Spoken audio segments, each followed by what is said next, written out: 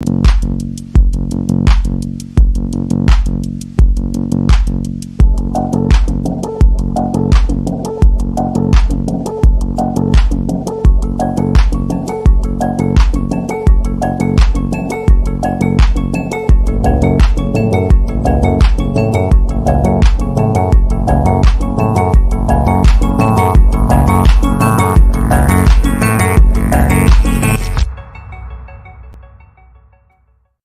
evening and welcome to Midnight's Edge After Dark. It's that time again, kids. Welcome to the program. We have with us tonight a Mexican Iron Man. He's home, aren't you? Are you home? Yes. Hey, we get to use the thing. Here's Mikey at home. Yeah. That's an actual shot, except I've unpacked the luggage right now. The luggage You finally is now unpacked? Dude, that house looks so much exactly like my That's what house. you It's not even said. funny. That kind of is funny. Like the house you picked is hilarious. I didn't make that. So yeah. Also joining us we have CC Karaoke. How you doing? Doing all right. Grinding away as always. Getting good grades. The future's so bright you gotta wear shades. Oh, that lost the idea. Perfect the pursuit of perfection. I study nuclear science. I love my classes. I got a real cool teacher who wears dark glasses. Things are going great because Nick Weiser's here. Oh, thank you, Tom. Happy to be here. Happy to hang out with you, Mike, and CC, and hail to our excellent chat and our mods. Good to be here. It's going to be, once again, a nice bevy of topics, including one that I didn't expect to have, considering music. So, yeah, I'm looking forward to talking about it. Let's get the show rolling. Yeah, we don't get into music news too often. But we have two Pink Floyd stories, so I thought each of them would be nice to have here. CC, is a music man. You're a music man, Nick. And I love music too. I got Mead Radio and stuff like that. So I thought, you know what? Let's talk about it. And I think Mikey likes Pink Floyd. Yep. All in all, he's just another brick in the wall. No, all in all, I'm just another Mexican on Hilton Head, but yeah. The Mexican wall? All in all, he's just actually, it's not even another. I'm probably the only Mexican on Hilton Head. Does it have windows? The moment that Rusty knew he was all alone. Leave the Mexicans alone. Gonna build a wall. 10-foot wall with windows. With windows, so Mikey can get out.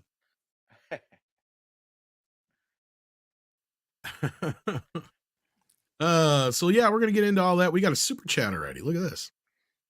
Waltman says via GameSpot. Breaking news. Tlu, that's The Last of Us.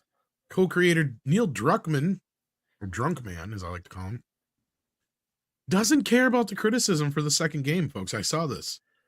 Imagine he's that. He's still planning to follow those points in season 2. Wow.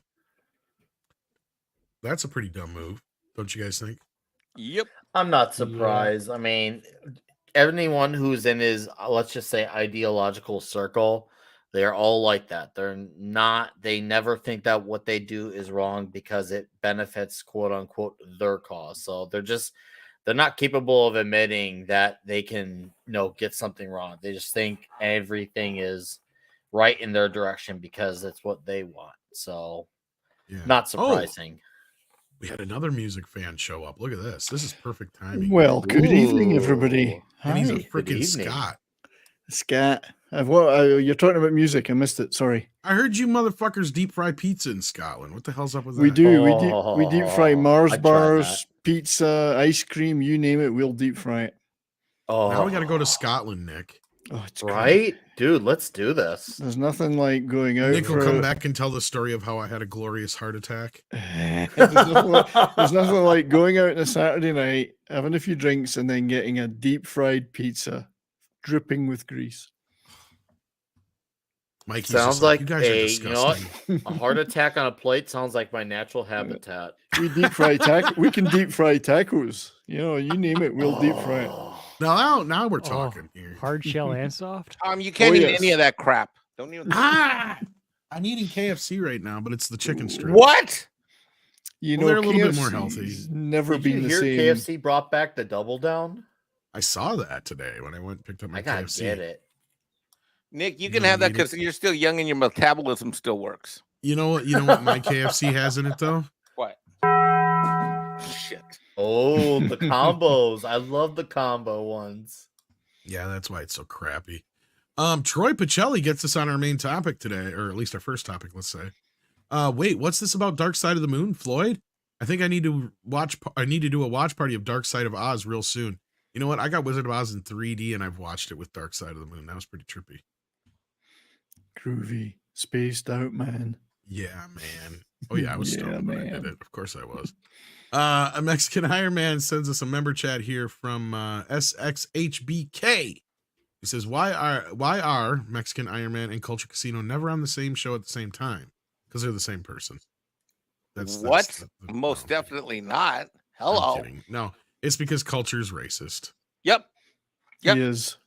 especially against Mexican Iron Men. And have you ever noticed when I show up, he conveniently suddenly has a work engagement? Yeah.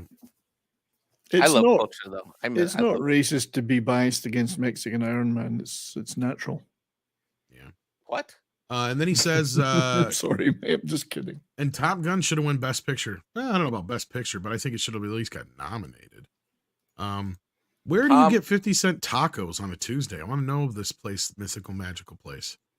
It's funny that you say that. There actually are there are a couple places in Southern California that have taco blowouts. Like you can get like 5 for $3 at some street vendors and stuff. All the meat they have to sell really quickly. Art 'cause Scipio's it's actually aged right. a There, bit. there are places that have like blowouts like that on Taco Tuesdays. Yeah, Waltman says also BuzzFeed had cash in the Silicon Valley Bank. LOL. Well, Did they really? that's funny.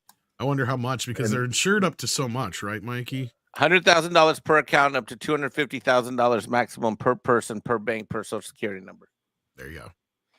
But you can have as many social security numbers as you like. No, Well, you if you can only buy have more one. from Home Depot, I mean, No, you buy them at the swap meet or the flea market. Every Mexican knows that.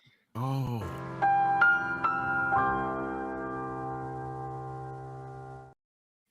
Yep. There you go. You learned it here, folks. But we don't suggest you do that. But yeah, Pink Floyd's in the news. Like I said, we don't normally get too much into music news, but this is something that I come across. I'm just like, oh, what? Like, we always see like remakes of movies, reimaginings, reboots, requels, rebootquels. You know, there's all kinds of them.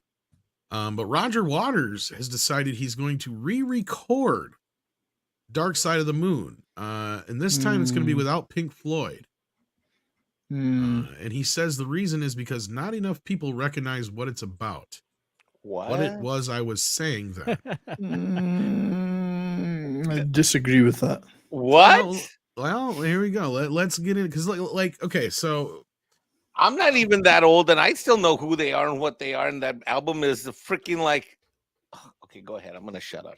well, hands down, it's one of the biggest selling albums of all time. I believe somebody correct me, 70s or CC if I'm wrong. It's in the top 5 for sure, if I'm not mistaken. Just behind the Eagles and Jackson, I'm sure. But it was in the album charts for like 50 years in a row. or 50 something. years, yeah. Like forever. I think I don't know. I think most people are aware that most of the songs are around things like mental illness and struggling with issues like that. Yeah. I believed people were aware of that, but he could be right.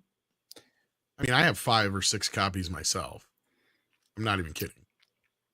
Yeah. Well, I mean, if you get it on vinyl, 8-track, cassette, CD, digital. Well, I've got at least 1 or 2 vinyls. Yeah. I've got various remasters and releases over the years on CD. I bought that big box set from a few years back. I'm debating or at least waiting for the new 50th anniversary one to come down in price because I'm not giving them that much money just for the same remasters. All I'd be getting new out of it would be the swag and the Dolby Atmos remix. So until it goes way down in price, I'm not worried about it. So I've got plenty of versions of Dark Side of the Moon. I might even have the SACD version. I'd have to go look, but Like that's the thing. I have so many different versions of it. Do I need another one that's just Roger Waters only? No.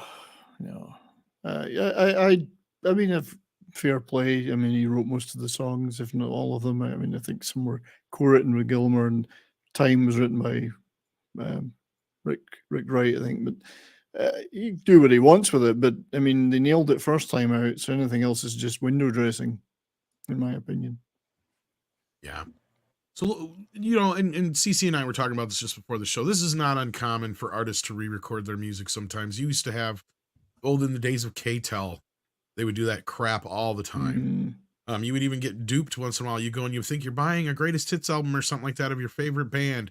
If you weren't paying attention, it would say re-recorded, you know, and it's like, yeah, it's your favorite band 30 years after the fact. A lot of bands did that. Especially 60s and 70s bands who got really rough deals on their recording contracts. Yeah, it's the same thing with Prince and Taylor Swift. You brought up Taylor Swift, CC, right? Yeah, she re-recorded some of her albums just so that she could get the money instead of having to pay everything out of her awful contract. Jeff Lynne. Sorry, go ahead, mate. Another great example is Ozzy, the two Randy Rhoads albums, right? The drums and the bass on those albums were just quietly re-recorded, and all the new versions of that music does not have the original band on it. You have to dig back and get the first pressings to get the actual band. CC, wait That a minute. just got me move. You mean Ozzy didn't record every note of those albums himself the first time? No, of course not. Well, he sure as heck didn't want to pay everyone. Prince did it for the same reason Taylor did, and that's because he's like, you don't own the masters, and if you don't own the masters, you don't own shit. And, you know, he come to find out that he couldn't get his masters, and he was pissed. So that's why he changed his name to a symbol. Yeah. So he can renegotiate his contracts. And then he went and re-recorded a bunch of his music for that very reason. But anyway, the other reason I brought this up is because I thought, oh, great. Is this like thing that's been going on in movies and comics and everything else going to now seep into fucking music too? Like, because look, you and I and everybody knows, like the first thing you get the knee-jerk reaction from this is, look, I love Roger Waters. He wrote what I consider the trilogy of greatest albums of all time between Dark Side of the Moon, Wish You Were Here, and The Wall. I don't count Animals because Animals is just kind of a bunch of noise. Sorry, I know some people love that album, but it's kind of a little too experimental for my taste. People who wish to appear really cool say they like Animals as the best Pink Floyd album. See, yeah, exactly. Like, to me, Animals is like, yeah, it's not quite the other crap. It's like those three albums that I just mentioned, though, are like the trilogy, right? Like, they're the three albums that everybody knows them. You can listen to them from one end to the other. I actually get pissy because when they do play shit on the radio, it's usually The Wall. And it's like, okay, I like The Wall and all, but the rest of the album is so much better than that one song. Yeah, that's how a lot of good albums are. Look at Soundgarden, Bad Motorfinger. Everyone just judges off Black Hole Sun, but if you actually listen to the album, all the songs blow away Black Hole Sun. It's not even close. Oh, Black Hole Sun is a good song, to be fair. I mean, it's overplayed. Yeah, but it is a good song. Put it up all against all the other songs on the album. The same thing can be said for Nevermind, right? With Nirvana, everybody knows Teen Spirit. But it's by far not even the best song. Yeah, Master of Puppets. Yeah. But like, anyway, my point was, though, is like, yeah, you know, to me, Pink Floyd is like, you can't do a greatest hits of Pink Floyd because I'd be like, yeah, just give me those three albums and I'll listen to them back to back to back. That's my greatest hits. And then maybe a couple songs from the final cut.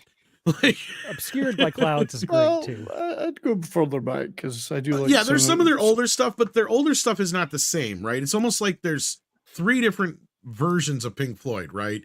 You have the original version with Sid I just forgot his name. Sid Barrett, Sid thank Barrett, you. yeah. And then you have I actually like the Sid Barrett stuff. I actually thought I do too, really but good. it's not the very same, different. right? It's different very band, different. And then when you get to like, because once you hit Dark Side of the Moon, they're like reinvented now. This is like Pink Floyd. Hold up. Bicycle totally song. Isn't different. That Queen? Well, Bicycle is a Pink Floyd song, Sid Barrett song. I could sing it for you. CC could probably sing it too. I've got a bike, you can ride it if you like. It's got a basket, a bell, and lots of things. They use it in a lot of commercials and stuff. Yeah. Nah, I And like then you when have the sit era note stuff. after Waters, which is just basically kind of corporate Pink Floyd, right? Like they're literally like I do think that without metal, though, with One of These Days, for instance, you don't get Dark Side of the Moon true, without One true. of These Days. There is that Yeah. bridge. You're not wrong, Yeah, it's Rob. a bridge. And we could have a much broader conversation on this, right? Well, we Like it's probably something will. tailor made for your channel. But but anyhow, Indeed. point being, like, how do you perfect perfection? And the reason I brought this up is because I'm afraid that, like this, with what we've seen in movies and television and everything else, knowing how political Roger Waters is, Yes. how much you want to bet he's going to create the first woke reimagining of an album? That's what I'm afraid of. Oh. Yes, it could be that he's going to imply themes in it that were not there necessarily. That's my fear. I don't know. That one I do wonder because Waters. I don't disagree with everything he says on a political level, and there are things I even do agree with him on, and I do like that. He actually is not a fan of Beijing Biden and his war on his fictitious war, which I'm Yeah, not I gonna mean, delve he's a into that very subject. political person, So no matter. He yeah. is consistent. I will give him that. He is consistent. If he hates war, he commits to it. He doesn't just say it's good depending on who's in office. It's bad depending on who's in Yep. office. So I'll give him We that. lost Nick there. Hello. I'm right here. Nick's got his vocoder going. It looks What? like you're having some internet issues there, Nick. Ooh, You're what the roboting frick? a bit, yeah. Now it Oh, sounds like you're back though. I think Well, this has got more to do with his ongoing eternal feud with David Gilmour around who people see as being Pink Floyd and who people love more. And Yeah, Well, it's a that good could be question, true. really. yeah, I mean, because let's be real, and that's what I was getting at as far as the third era of Pink Floyd. And it's not even me who considers the three eras. Like they even released their albums and their stuff in the three eras. They have the old Floyd, then they have the mid Floyd, and then they have the post Floyd. It's kind of what I look at. Post Floyd. post Floyd. Because look, is Roger Waters the whole band? No, but Pink Floyd without Roger Waters, is it really Pink Floyd? Because let's be real, he is the mastermind behind a lot of what The Wall and Dark Side of the Moon are. And without him, it's really hard to picture them being the same. Because I liked some of the stuff they did afterwards, but it doesn't sound like the old Pink Floyd. It sounds like some corporate shit. I'll be honest with you. Like, especially their last album they just did. It's the only one song on it that's any good, and is the one they did as a single. And it's like, yeah, that's the one with best the they could vocal in release. it. Yeah. Yeah. The rest was just instrumentals. I mean, it's quite nice if you're into that kind of atmospheric, But it ain't chill Pink chill Floyd. music. Yeah. Chill music, yeah. It's chill. It brings up no, the whole topic of who owns the name. It's like if you think about Queensryche, That was a whole thing, yeah. they got into a big fight with their Queensryche, singer, that and was he a went on saga. and kept the name, Jeff and the rest of the Tate. band got a new singer and Guns kept N' the name. Roses, yep. You know, And here's the same thing. Pink Floyd went to the rest of the band minus Roger. So yeah. And a band like The Cure has always been The Cure, with a total rotating set of band members. And one of my favorite guitar players of all time is currently with them, Reeves Gabrels. So I'm really looking forward to that album when it comes yeah, out. he was in Tin Machine, wasn't he? Or was it Tin Machine? Yeah, he was David with Bowie Bowie? through the 90s. Yeah. There's a number of bands out there right now going around who have got none of their original members left, but are still performing under the same name. Yeah, that's Yeah, just it. but Floyd that- is only that two. leads to two of the the other members story now. as well, right? About Yeah. selling the rights. You're selling what? the We're rights gonna to get the into that, catalog, yeah. you're selling the rights to the name. You know which one's traveling that's the most tragic to me is the Little River Band. Oh, I know. Oh. Yeah. I love that band as well. That first, so their let's first album, actually- brilliant. Oh, I don't have the thing to read the full story. Shit.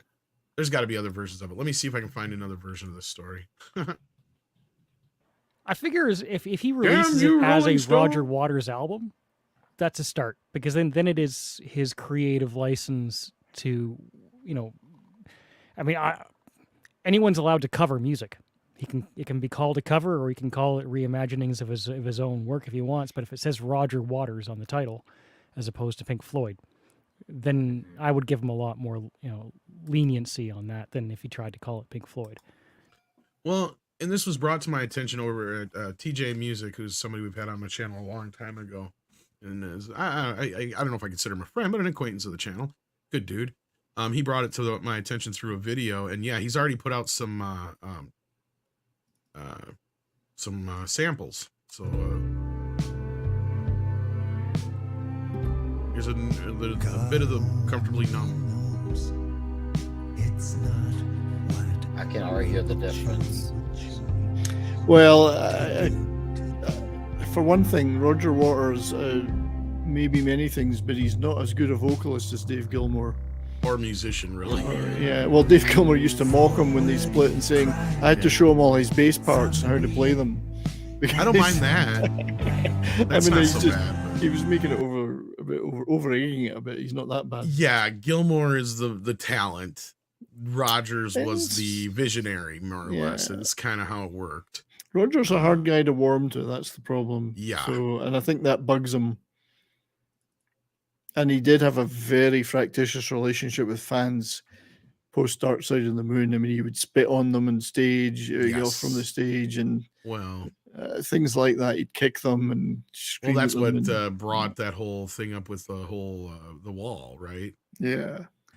He goes, we're now in the process of the final mix. But from you could hear there, it just, I don't know, something about it sounds off. CC does have a point, though. I mean, he can cover whatever he wants, including his own stuff. He can make new versions of his own stuff. Go for it, but it isn't necessarily Pink Floyd if the others are not involved. Yeah. And two of them are still alive. Well, the production value on that original album is one of the best produced albums of all time. So he's got a hill to climb. Alan Parsons, Alan Parsons, Chris Thomas as well was involved in the. But yeah, go ahead. No, I was just saying that you'd almost have to take a completely different approach to it. It would be the same thing with movies. If you're going to try and remake something, you might as well not try and be compared to the original. Do a stripped down version or something, or you're going to have to hire a whole symphony orchestra and all the choirs and all that to try and replicate it. It's indeed, and the best talent anywhere to mix it. Yeah, we'll have to see what they come up with on that. So, hopefully it's not overly political or anything like that. Hopefully it doesn't change too much. But on the same note, there's a new report that their $500 million catalog sale is basically dead. Or is it? Now, this is something that's been happening a lot as of late in the music industry. I don't know if you guys have noticed this or not. Oh, it's been going on for a while, Tom. Yeah, where a lot of these guys have realized the only way they can make money now on their legacy catalogs is by selling out to one of these big companies now. Because otherwise they're getting pittance and pennies in these deals from the streaming audio radio stuff. I'm trying to think, like Pandora and Spotify. Yeah, Spotify. That's the one I was trying to think of. Spotify. It's a great way of getting a ton of cash from something and if you're getting old, at least Bob Dylan did it. I think Elton John's done it. Yep. They've all done it. Tina Turner did it. Yeah, a great way of getting a ton of cash, and then you don't have to worry about that stuff anymore. Some of the most complex catalogs are from dead artists. It's just like with the movies, and Tolkien as a great recent example. So you sell the rights, you sell the name, and then somebody completely unrelated with a different vision's in control of it, and who knows what it's going to look like 20, 30 years down the road. And Tolkien's albums have not been the same. The last few years, they've been terrible. Yeah, right. He's really gone off the boil with his albums. So let's see what's going on here. Pink Floyd's proposed $500 million sale of its rights to their iconic 5-decade multi-platinum record music catalog is basically dead because the surviving band members just can't get along. Going off of their story from before, 4 sources close to the situation tell Variety. However, sources close to the band insist that it's not. You could say the deal is no longer active, one of the 4 sources say, but at the same time, it's still on the table. It's a strange situation.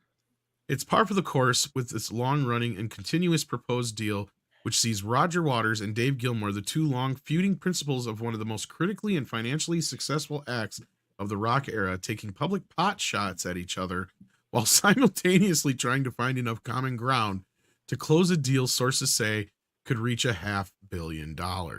Complicating matters further, Waters has been arguably lowering the value of the catalog by making repeated shocking statements about Israel, Ukraine, and other political matters. His comments have been so strident that a concert in Germany on his ongoing This Is Not a Drill tour was recently canceled due to the persistent anti-Israel behavior of the former Pink Floyd frontman, who is considered one of the most widely spread anti-Semites in the world, according to Google Translate, a translation of the statement from the city of Frankfurt. Now I don't know if that necessarily if Gilmore has a history of anti-Semitism at all. But I know yeah. Waters, I think they mean is anti-Semitic, or they're calling Waters Or anti-Semitic. did I not say Gilmore? Yeah. Did I say Gilmore? I meant Waters. Sorry.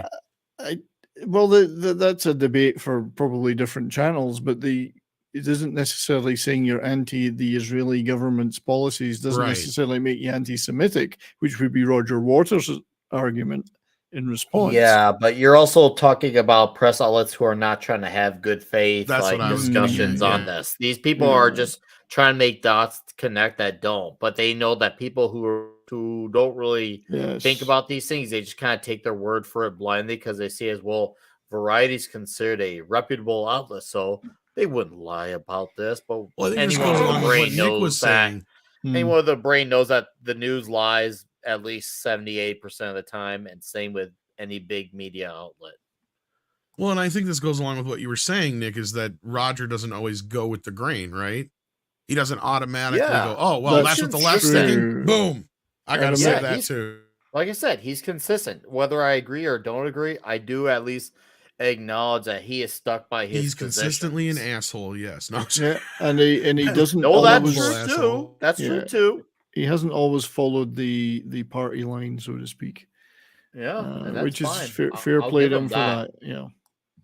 Yeah, that's why I'm interested in his reboot of Dark Side of the Moon, how that's gonna fare with his political. I don't want to say agenda because I don't necessarily say he has an agenda, but he has a much broader view of it than a lot of other folks do in his industry. But anyway, among other incendiary statements, Waters has we got that one already, right? No, this is new. Waters has compared Israel to Nazi Germany and said Russia invasion of Ukraine was not unprovoked. Waters' concerts in Poland last fall were concealed over his comments about neighboring Ukraine. You are anti-Semitic to your rotten core, Gilmore's wife, novelist Polly Sampson, told Waters on Twitter amid other colorful comments. Oh boy, that sounds like an SJW freaking the fuck out. It's a shame she held back on that one, eh? Right? Every word demonstrably true, Gilmore added. Waters refuted their comments as incendiary and wildly inaccurate. While representatives for their long-running, because following your favorite artists on Twitter is something. Yeah. It just and again, do we really want to or need to know all about this interband hatreds? We probably don't. Well, but they're so keen to get people against Waters. Yeah, that's so what he just wants her canceled because he, God forbid, he has like one thing or two that he doesn't agree with the modern left, which is weird because he always comes out to me as like a 70s or 20th century liberal, someone who, once again, who's consistent with his opinions, and yet how dare he criticize that one thing? Like, okay, what? Well, I would have a lot more respect for her opinion if her son hadn't urinated all over a war memorial in London during various protests, but Oh, really? Oh, don't worry. Just give her 5 years, and she'll probably write another article. Should she still be employed about why the war should have never happened? These people change their tune when it's no longer the socially acceptable thing to say. They go where the wind blows. It gets a little muddier because, of course, you also have Nick Mason and Richard Wright's family involved and all that kind of stuff, and Sid Barrett's Nick Mason. Yeah, Nick Mason in the middle. So all this shit's going on at the same time. It's not just that it's personal; those things extend to business. Another source tells Variety there are certain long-term band associates that one member felt were too close to another member, so they'd have to spend weeks finding someone else they could all agree on situations like that. Okay, so that I believe isn't that in talking about when they had the whole fallout with was it Mason or was it? Well, no, the other three have pretty much always been aligned. Were aligned. Yeah. But they ended up firing. They fired Rick Wright. Rick Wright, that's it. Okay, and then rehired him as a contract player to finish the Wall and do the tour. And then ditched him again, or Waters was going to ditch him again, because he didn't he wasn't a full legal member of the band when they did The Wall.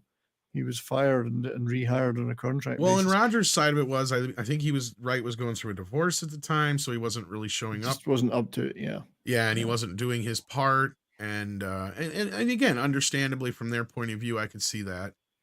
So there's two sides to that story, of course, as well. And then, of course, caught in the middle is Mason, who said in 2018, it's really disappointing that rather elderly gentlemen are still at loggerheads. I know. It's a shame to see all this dirty laundry, personal dirty laundry, aired in public. It always is. I mean, we know behind the scenes bands are always at each other's throats, but there's no decorum in this fight. Yeah, and I think this is true, too, from I remember from the trivia. Right, in the end, because of his deal, because of it, yeah, because of it all, he's the only one who ended up making any money. That's right. He was getting paid either way, so he was fine. Yeah, because the tour ended up costing a bunch of money to begin with, and the same thing I think happened again with Roger Waters when he recently tried to revive it. And I just want to say, I saw Captain Fandom Nerd in the chat. Thank you so much again. Captain Fandom Nerd actually donated the money so I could watch Cocaine Bear, hopefully tonight. Are you gonna go to the movies? No, it's on video on demand already, so I'm going to try already. Yeah, wow. Yeah. I liked it, Tom. I don't know. I know a lot of people. Hopefully I enjoy it. Yeah, I liked it. So yeah, I know this isn't normally something we get into, but this kind of broaches into the same kind of territories. And I'm a pretty big Pink Floyd fan, and I knew some of the boys were here, so I thought, being that there's two major Pink Floyd stories, that was something to discuss. But I thought the bigger of the two being the reimagining of Dark Side of the Moon. I mean, look, like we brought up, we've seen these kind of things before, but I don't know if we've ever had an album like this. This would have been like if Michael Jackson was still alive and he's like, I'm going to redo Thriller. Yeah, that Thriller wasn't quite what I intended. It didn't say exactly what I wanted it to say. Maybe you could call it Dark Side of Uranus. Ooh. Shit. You know, there is no dark side of Uranus. In fact, it's all dark. Yeah, I mean, it's not unprecedented. Lots of bands have done it for various reasons. The weirdest one for me was when Jeff Lynne, about 10 years ago, re-recorded all of ELO's major hits and then re-released it as a greatest hits album. And these are not the original recordings. He re-recorded every note, and yet it sounds almost identical to the original. It's like, what was the point? Well, obviously money was involved, but so you got to be very careful when you buy something, especially online from iTunes or one of these services. You never know exactly which version you're getting. Yeah, or the general quality.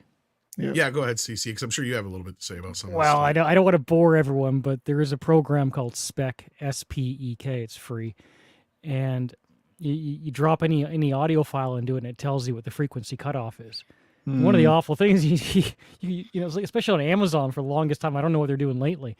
You buy a song from them, and they got like it's 128 kilobits per second audio quality. Cutoff is like below 16 kilohertz, and it's like, dude, I'm buying the song. At least give me like 20 kilohertz. You know, that's one thing I will give Apple Music over anywhere else I've bought music from is, at least with Apple, I hate using them. But the couple times I have had to, they usually give you options on the qualities. Like you can get like the WAV file or whatnot. The FLAC stuff or whatever. FLAC, I think. But do be careful if they're not telling you what the actual audio quality is. Don't just assume it's great. You're right. It could be like the equivalent of like, yeah, they just have like whatever quality, and they could say it's a WAV or a FLAC file, but it's and if there's five name only. If there's 5 versions, study very carefully which one is the real original that you want, not I'm the artist who's re-recorded it 4 different times, or it's been remixed 4 different times. Make sure you get the one. Like, yeah.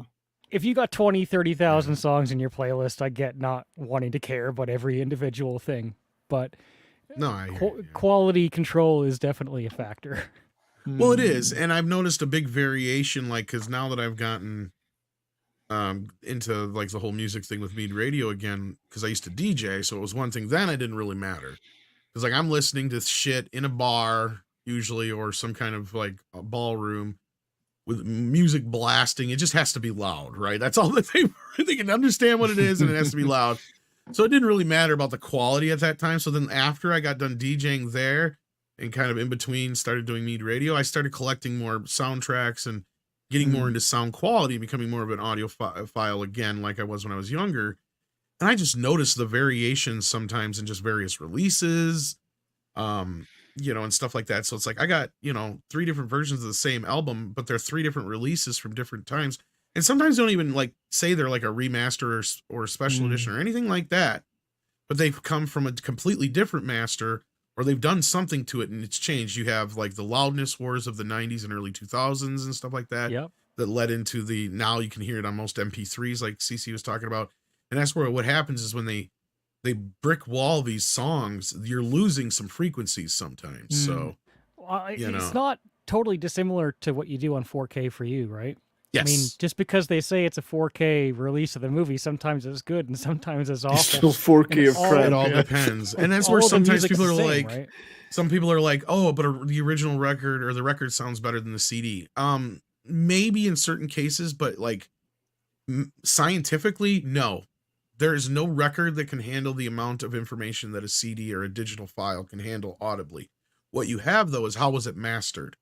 How was it put onto that disc? Because the problem you had with a lot of early CD releases was that they were just taking the record master and just throwing it on a disc. And if you don't tweak it for a CD, it's gonna sound like dog shit because it's set up for a record album. Yeah. And as CC will tell you, there's all kinds of different things that go into how they do a record, because they actually a record is actually processed on the record without any bass.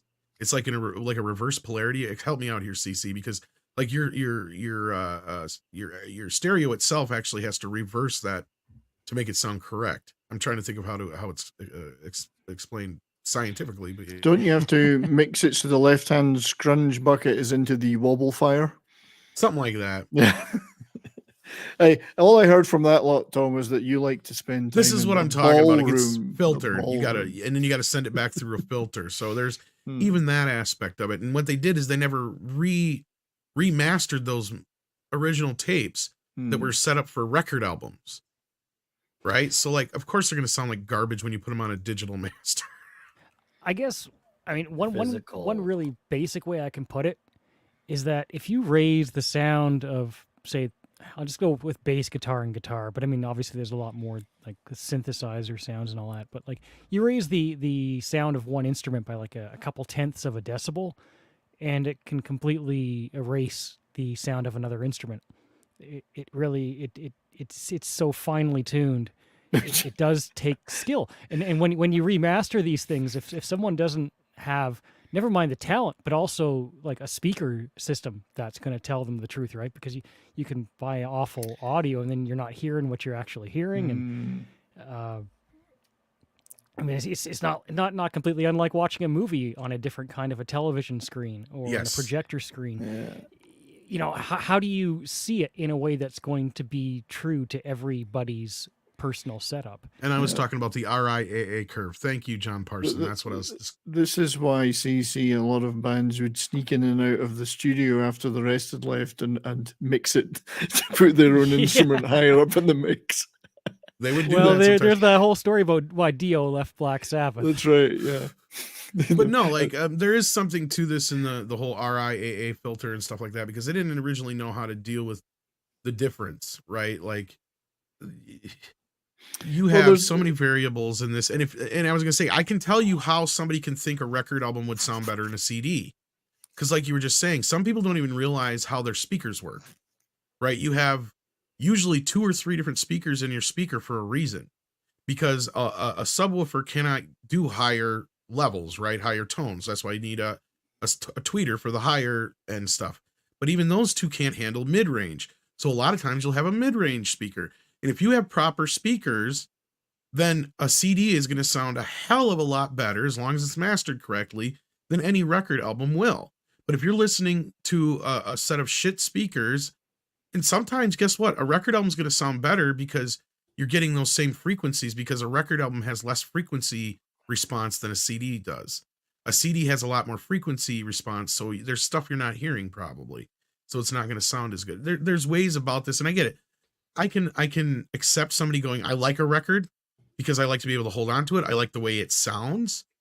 but you can't sit there and go, oh, it sounds better, because it's like there's a difference. It can't, because you can't capture what audio has on it on a record album. You can't even capture the full range that they can on tape on record. So Another interesting thing, Tom, which you'll know, is that the mixes done for the British and American markets, let's say, were sometimes entirely different.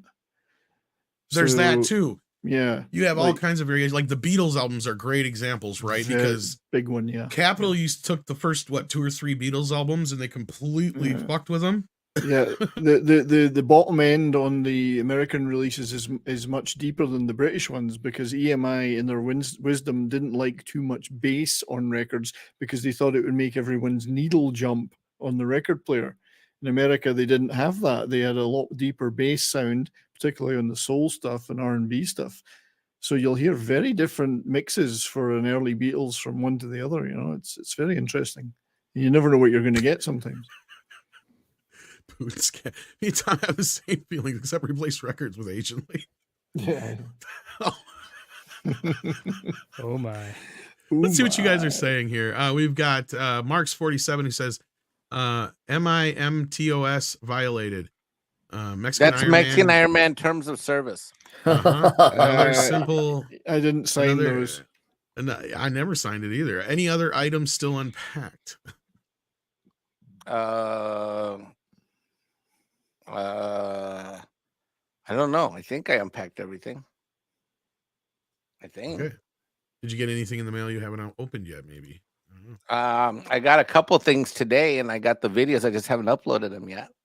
Warrior of Justice says, my grandfather said generation relies too much on the latest technology, so I unplugged his life support. Damn you, Warrior of Justice. I should always have this ready for you. I should know this by now. Hey, Bat Tom. Yes. How you doing, sir? Mexican, Brian, and Little Nicky. Aw. Hello, Bless your Warrior of heart. Justice. Little Dicky. Then we've got John Phillips who says, I guess if you're not a socialist like Roger Waters, you don't get Dark Side of the Moon. That's what I'm afraid of. I would just like to thank John Phillips for all those great Mamas and Papas records. Thank you. Look, Roger, it's an album I like to kick back, get stoned with, and watch Wizard of Oz once in a while with, okay? I don't need to be lectured in my record albums now, too, on top of it all. You can Update feel the dark. lyrics for modern sensibilities. Yeah, you can feel Dark Side of the Moon glowering at you in the rack of records. It's looking at me. It wants to say something to me. Exactly. Like, Yeah.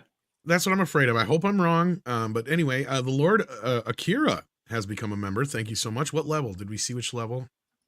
There are many levels. There are. That would be Effort minimum Puppy. effort puppy. Mikey's favorite video. Yep. Let me see if I got it here. That's right. I saw a video that could be a new maximum effort puppy, but it's a little too long, unfortunately, so I don't think we're going to adopt it.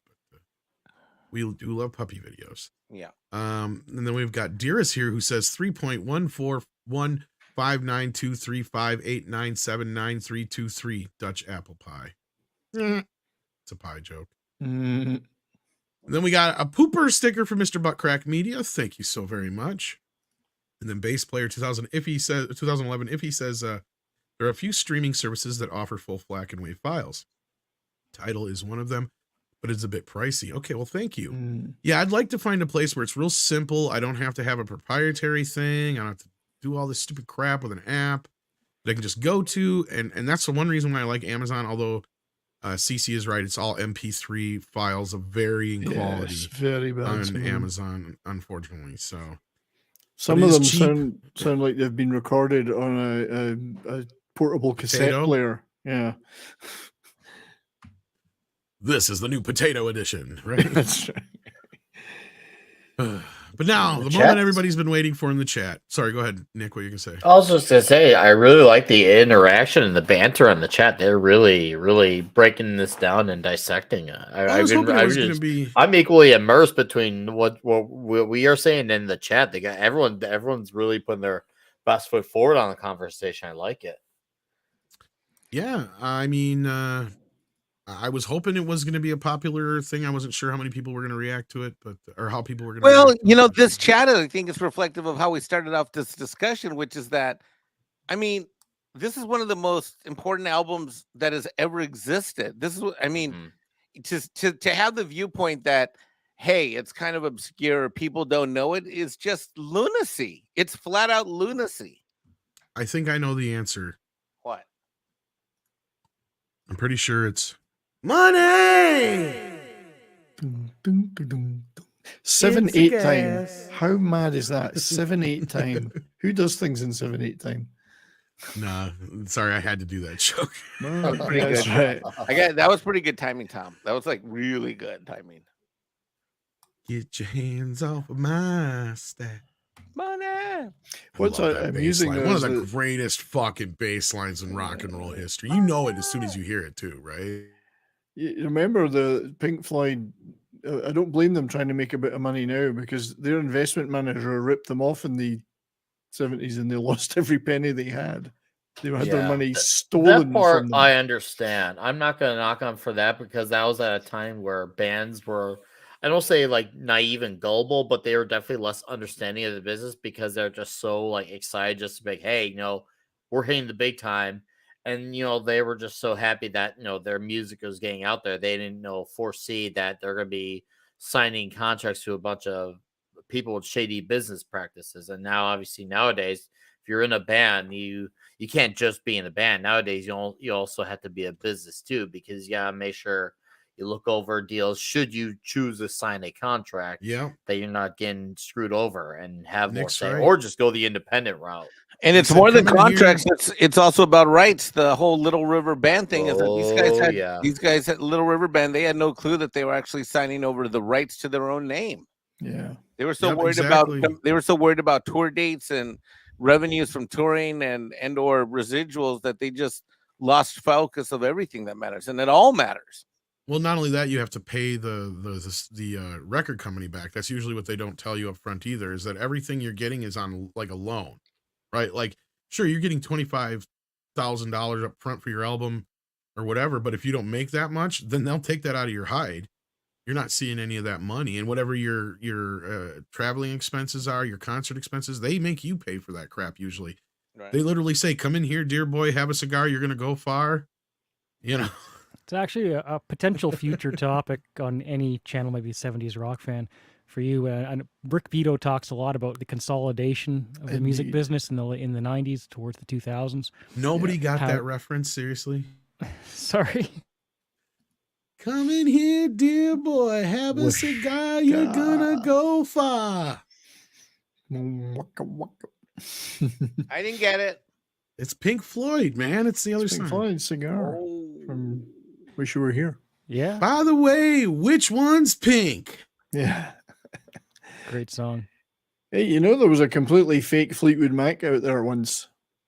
We talk about fake bands. Some guy, some enterprising guy who was involved with their management when they were at a low point before Buckingham Nicks joined, put out a completely fake Fleetwood Mac band.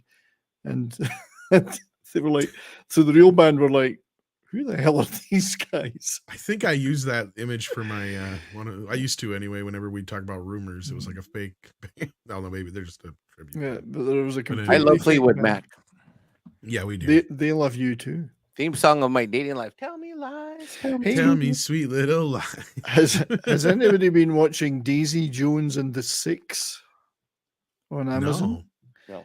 No, it's pretty good actually. It's What is it? about a Never heard of it. band. It's a story of it's a drama about a band who are modeled and very much on Fleetwood Mac in the 70s. So, Might have to check it's a that out. rock. It's pretty good, I have to say. What was it called again? It's called Daisy Jones and the Six. Okay. It's on Amazon Prime. My Let me guess. wife- Daisy is basically Stevie. Yeah, Gotcha. and Okay, yeah. there's the parallels are I mean, even the author of the book, I haven't read it. My wife loved the book. Said it's very much openly modeled on a Fleetwood Mac style scenario. So a young band rises up, and then they encounter this Daisy Jones, and it's about the tension between her and the male lead singer of the band, who've both got massive egos and Look, everybody was Whatever. fucking everybody.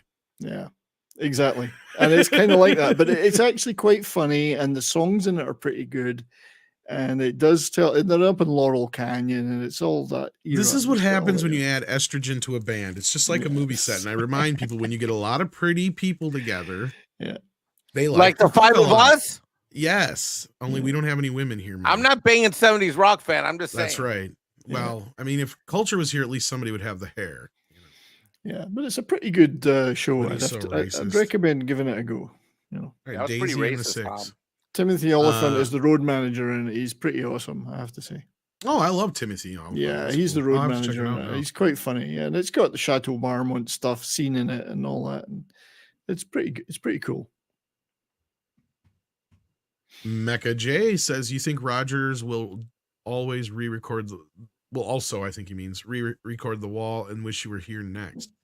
He kind of did with The Wall in a roundabout way, because he did the new live version of it that he released. I think a live album and the movie for it, and he even did a theatrical release of it and all that kind of stuff. So he kind of already did for that. Now, Wish You Were Here. How much of that is actually him, though, and how much? See, that's the one I think is more of a mix of Gilmore and him, isn't it? If I remember right. Well, it would be nothing without Gilmore's guitar playing. So I'm trying to remember who wrote Wish You Were right now. Here and who wrote, because it's only 4 songs in the whole album. That album has some very extended solos. Like That's what I was going Animals to say. does. Is like, yeah, that's a little tougher one to. Maybe perhaps he could retitle it "Glad You're Not Here." Oh. Yes, a little late on that. But all right, let's get to the main topic that everybody's been waiting for and clamoring in the chat. Even though they've been a wonderful chat about this other news, there's been a few people who have just been dying to hear this, like myself. For those who may not already know, Tarantino is my favorite filmmaker. And the rumor has always been, or at least not so much a rumor, he's been saying it himself, that his 10th film will be his final film. And he has now revealed what his next film is, although I'm not so sure he said it is going to be his final film. But according to Deadline, I'm not buying that 10 films thing. Yeah. Has Quentin Tarantino found his next potential final film? Sources tell Deadline that Quentin Tarantino is set to direct The Movie Critic, which is based on an original script he penned. No studio is attached, and Boris Kitt from our sister publication, The Hollywood Reporter, broke the news. I'm willing to bet he's going to do it at Sony. Plot details are kept under lock and key, other than it focused on a female critic in the 1970s. Tarantino hasn't directed a film since 2019's Once Upon a Time in Hollywood, though he has directed episodes of upcoming Justified revival series, and everyone in the industry has been on pins and needles on what the next film could be. For years, he has said he would direct 10 films and then would retire, and this would mark his 10th film. While he was promoting his recent book, Cinema Speculation, which I'm in the middle of reading, he had been saying in interviews that he had written a 10-episode TV series. It could have possibly been an actual Bonnie Law series based on the featured Once Upon a Time. Yeah. So this is where people are kind of, because he mentioned the Bonnie Law series, and then he mentioned another 10-episode series, which I thought he said was not the Bonnie Law series.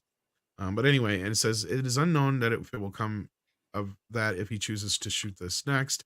There's also been rumors of potential films centered on the backstory of Cliff Booth, character Brad Pitt played in Once Upon a Time in Hollywood. He will also update as it becomes more clear that what his next project is. So yeah, I'm going to be interested to hear what you guys think. I don't know who on the panel is as nearly as much of a Tarantino fan as I am, obviously, but Big fan, yeah. Until recently, Once Upon a Time in Hollywood was the last movie I'd seen at the cinema until a month or two ago. Oh, wow.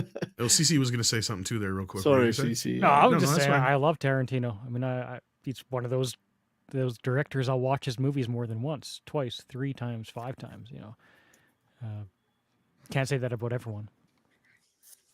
Mikey, have you seen Pulp Fiction? Yes, like a billion times. Okay. I thought so. I don't have the same problem with Rocky, with Tarantino as I do with Rocky and Rambo. Speaking of, I sent you another code. I know. I'm so excited. Nick, how about you? Yeah. Oh, go ahead. Finish, Mikey. I'll look forward to it. I mean, I'm not like a diehard fan. Like, there's movies I absolutely love. Like, I love Pulp Fiction. So, obvious. I'm looking forward to it. I'll definitely see it opening weekend. Yep, I'll go see it. But I was hoping he'd make a biopic about Pink Floyd, and that's dashed my hopes now. It's just a bunch of people fighting for 2 hours. Well, no, at the end there's a bunch of watch that in 2 LSD. hours. There's a bunch of zombies on LSD invade the studio at the end and kill them all. Shit. I love Tarantino, and I have a huge respect for him. More so, even more than that, huge respect for him as a filmmaker. And so I'm excited about this. I'm excited. So Give yeah, it to me. that's the sound of it. It's going to be a film called The Movie Critic, about a film critic in the 70s who happens to be a woman. I don't think it's going to be anything like. I'm curious what it'll be, because that you never know with Quentin, because he'll give you a little bit and piece. Because when I first heard about Inglourious Bastards, for instance, I'm like, what the fuck is that about? Mhm. You're gonna really do a movie about the Nazis? Oh, What the dude, it's so fuck? good. Now that movie I Like, love. I was I'd say like, that's what my is he favorite. doing? Quentin film. But then as soon as I saw what it was, I'm like, oh, okay. Well, yeah, but like what CC said, it wasn't one of my That's the favorites thing. of his. I but think that, yeah. Tom, you're hitting the nail on the head about why Tarantino is so great, because he has the ability to deliver subject matter and a story with such a unique twist that you're always pleasantly surprised with what he does. He did the same damn thing with Once Upon a Time in Hollywood. Yep. He said, I'm going to make I a movie thought I about walked the into that Manson movie- murders. I I'm was like, oh. I was sure I was whoa. gonna hate that crap. He Riveting. didn't tell us he was doing that. Nope. That was really reserved too. Like he held back on going full blow till the end of the movie. He didn't tell us he was going to reinvent the Manson, but I should have known better with an Inglourious Bastard situation. But that's what he does, Tom. Seriously. And he's such a student of film, which is a great thing. He knows so much. And It's like the dialogue, the direction, the shots, the tempo, the cutting, the editing, the scenery. Everything is his playground all at once. You want to talk everything everywhere all at once as a title? That is Tarantino's movie directorial style. Everything everywhere all at once. You know, that is a movie like, I mean, take out the lesbian subplot, he'd probably make that movie, yeah. And he'd do it better. Oh, yeah, he'd give it an actual plot. Right. He would make the lesbian subplot the plot. No. Yeah. Never mind the sub. My love life. Never mind the sub. Don't get me wrong. I thought it was a fun film, but I have yet to find somebody who can argue with me that movie is basically a lesbian with mommy issues that throws tantrums so hard that she destroys all existence. Yeah.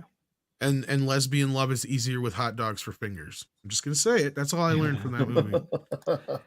Which is a valuable lesson, Tom. Valuable lesson. Yeah.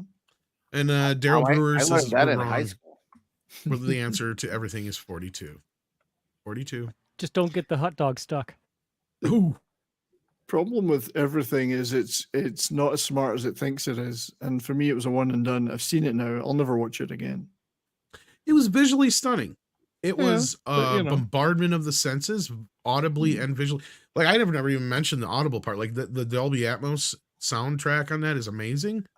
But the movie itself was kind of a letdown in the third act. I'm like, really? This is what it's all leading up to? Yeah, exactly. Yeah. It's like, it's because you think your mom can't accept you as a lesbian, and then you find out that her dad don't give a shit anyway, and that's the only reason she had any resistance in the first place. Like, the whole message to me kind of got muddled in that mess to me. But other than that, like, stylistically and all that kind of stuff, after I got done watching it, the first thing I said is it's going to win all the Oscars. It's got everything the Oscars love. So, and they did it on a budget. It's basically an independent film, you know, and all that kind of business. It's every damn thing they love. Anyway,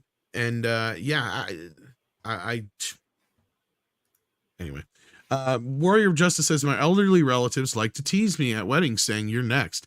They soon stopped, though, once they started doing the same thing to them at funerals.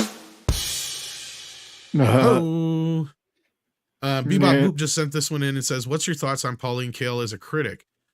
Personally, I'd have to go back and become a bit more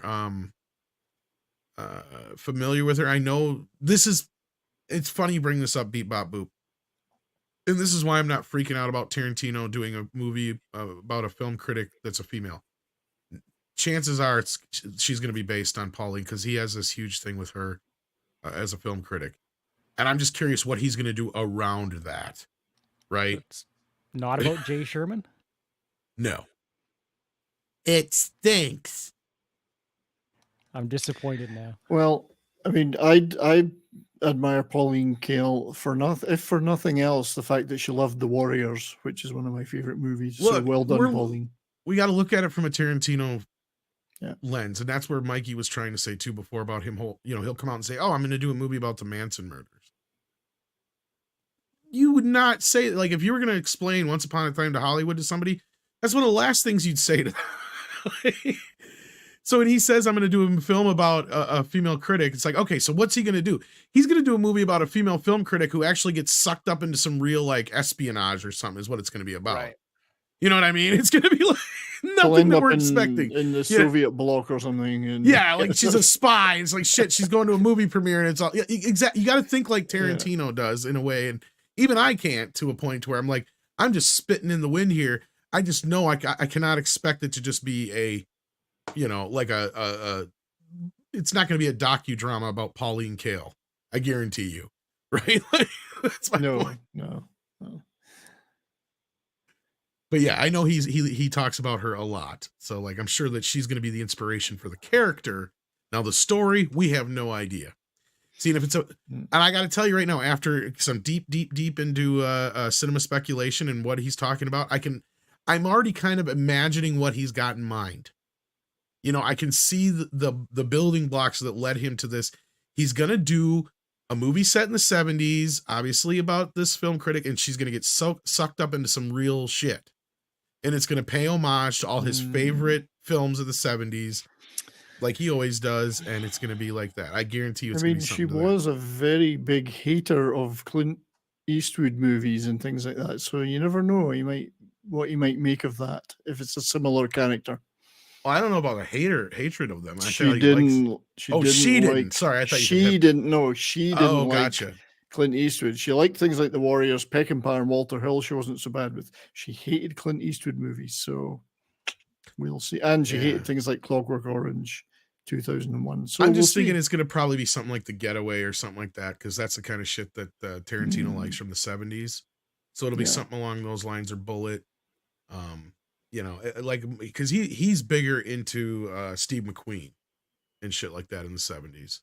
So I have a feeling it'll be more along those lines. I could be wrong, but we'll have to wait and see. Female Dirty Harry is very possible, considering because that's one thing in his book he does mention is her review of Dirty Harry and how a backhanded compliment was given by her. Because she bashed the movie from a political standpoint, but she still had to give it credit for how good it was. Yeah, she was very much on the left of this far left of the spectrum, but she at least had her own opinions, which was good. And that's why I'm not afraid of it, because I'm like, I know how Tarantino sees these things by reading this book, so I'm kind of curious. I kind of see how he got to this place, probably, is what I'm getting to. Snail Messiah says, Nick just saw Bloody Wood in CPH. Very worth it. They're going to the States soon. If they land near you, you should go. They'll hang after concert. So this must be a band. I've never heard of them.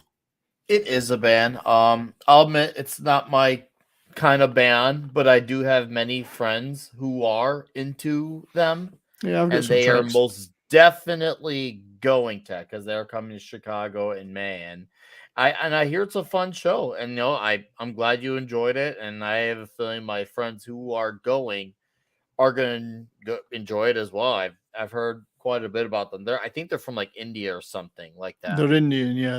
I've got a few of the tracks. They're pretty good. Yeah. I haven't seen them live. No, I'm just glad Snail Messiah enjoy it. That's awesome. Yeah, cool. What's a DKK?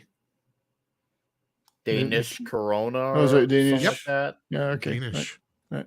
Warrior Justice says, I'm glad you're still queer, Pink Floyd 20. I can touch it. Oh, touche. That wins the How I'm glad you're still queer. Yeah. We're just two homos. I was Two hot gutted when that dogs. show was canceled. I can't finish that. That's gonna get too weird. Tweaky Kids so John Lovitz won't be playing the critic in this movie. It stinks. Yes. No, I'm looking forward to it. I'm interested to see what he's up to, but no, I'm not so sure about the 10 movies thing, because he has said it again recently. He's like, yeah, I don't want to be that director, past his prime, still trying to recapture my. You mean like Spielberg? I don't have the quote on hand, but I seem to recall him saying that doing Star Trek didn't count as a film. So I don't know.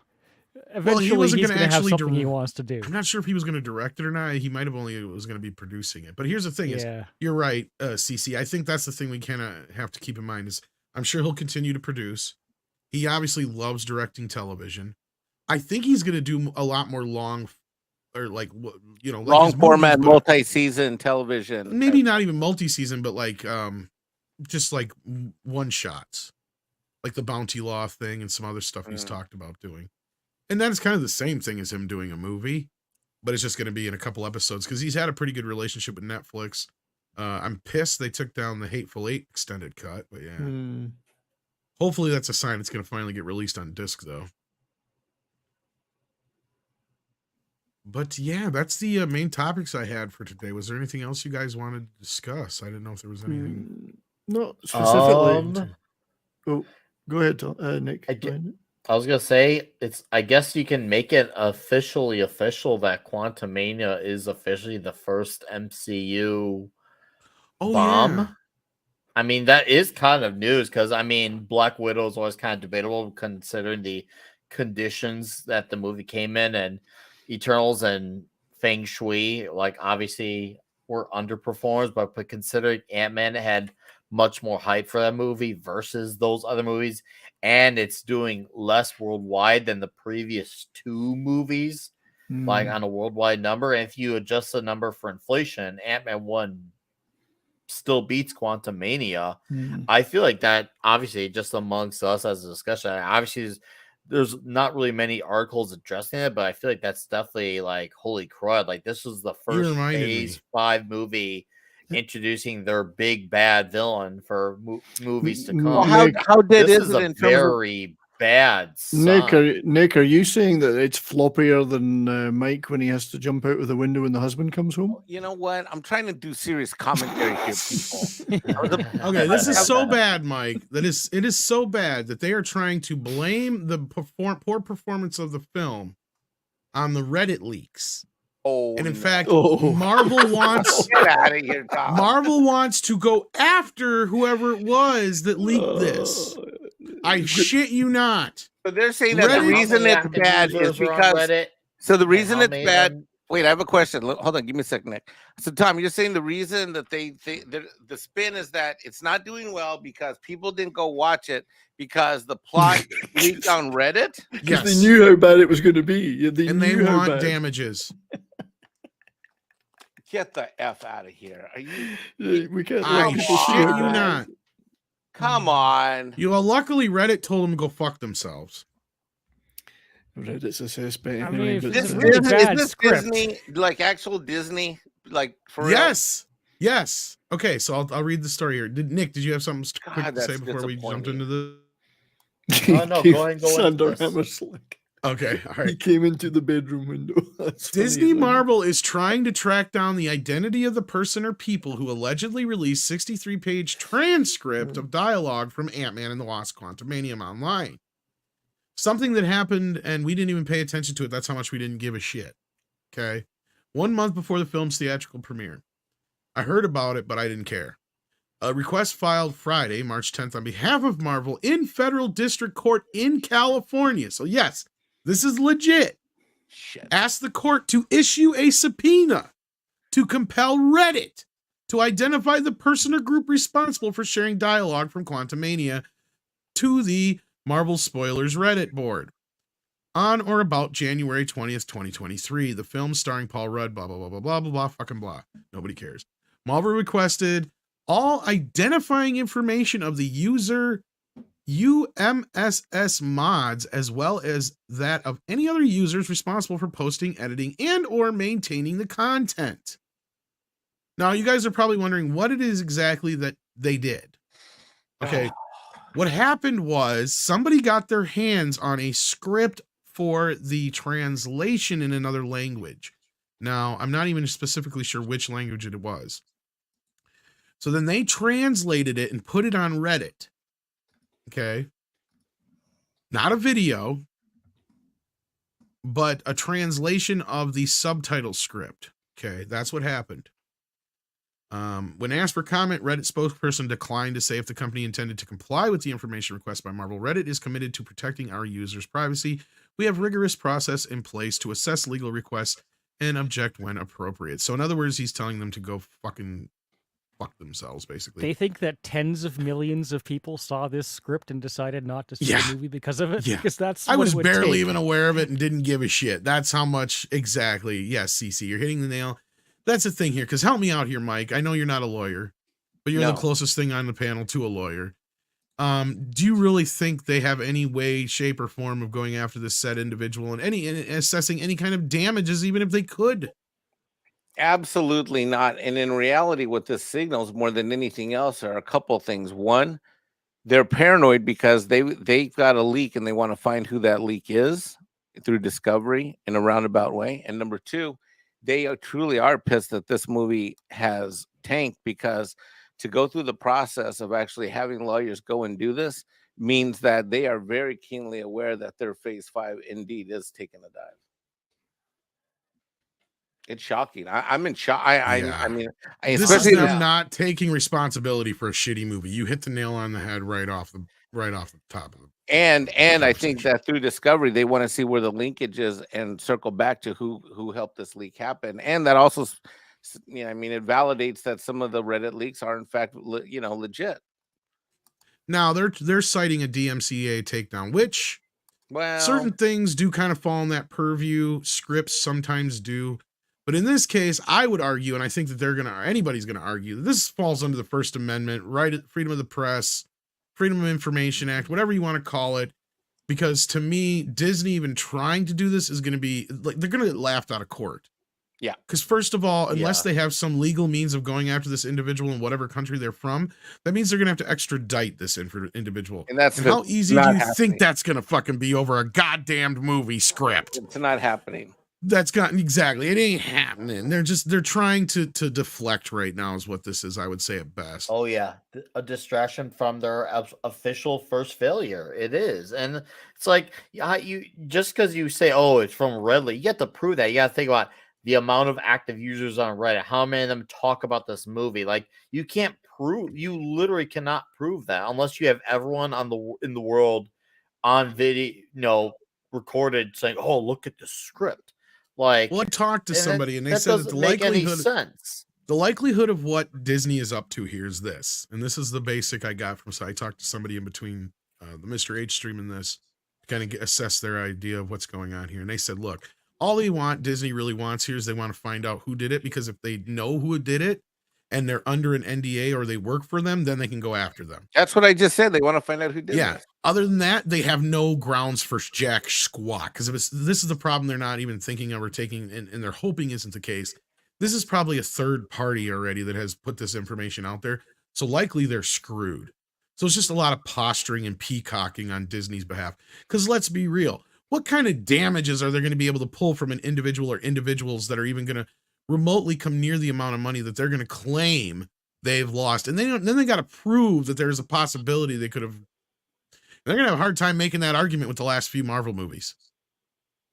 Yeah. You said this is in a different. The script was from a different language to begin with, right? So I mean, it's probably, yeah, you're right. It's probably not even from internally.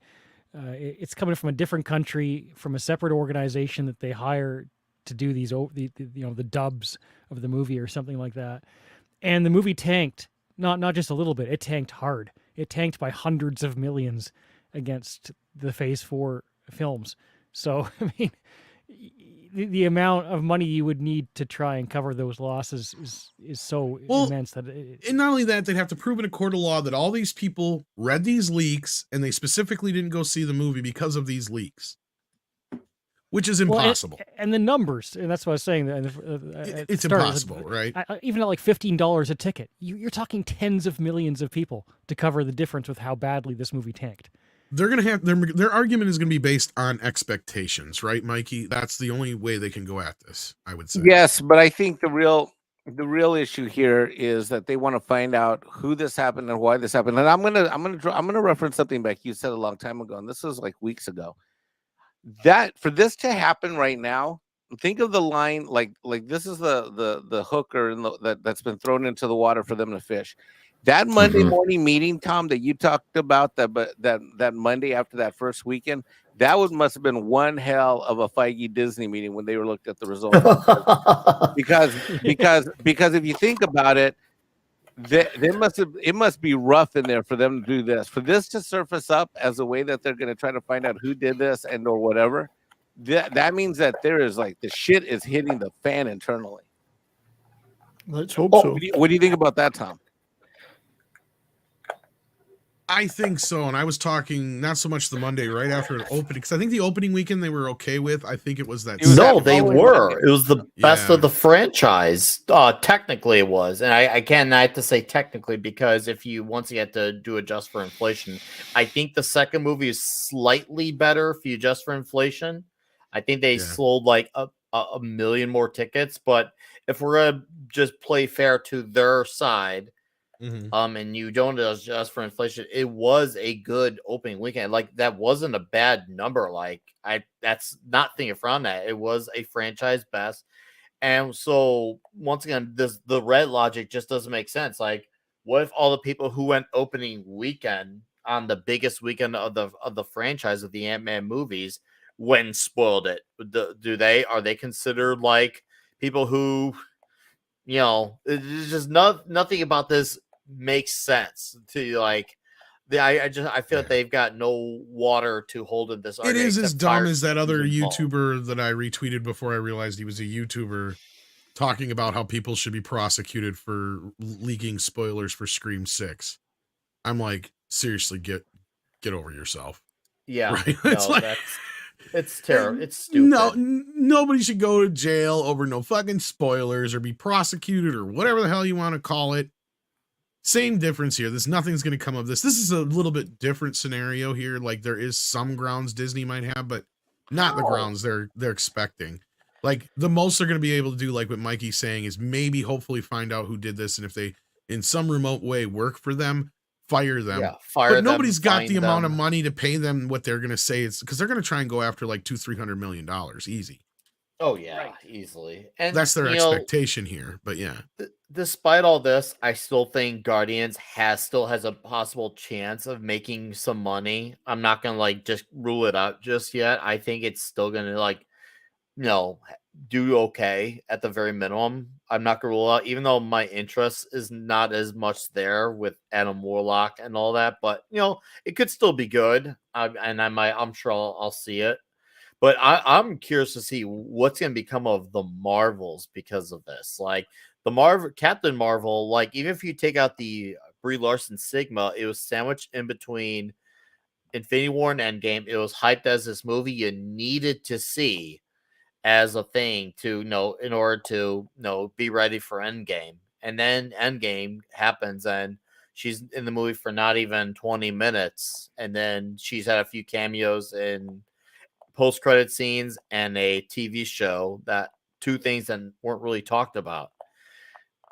Like it's clear that there's no legitimate hype, and let's remember too, like Black Panther also did miles better than Captain Marvel, and then we see Wakanda Forever's movie, and that obviously did substantially less than the first movie. Just imagine how much less the Marvels is going to do.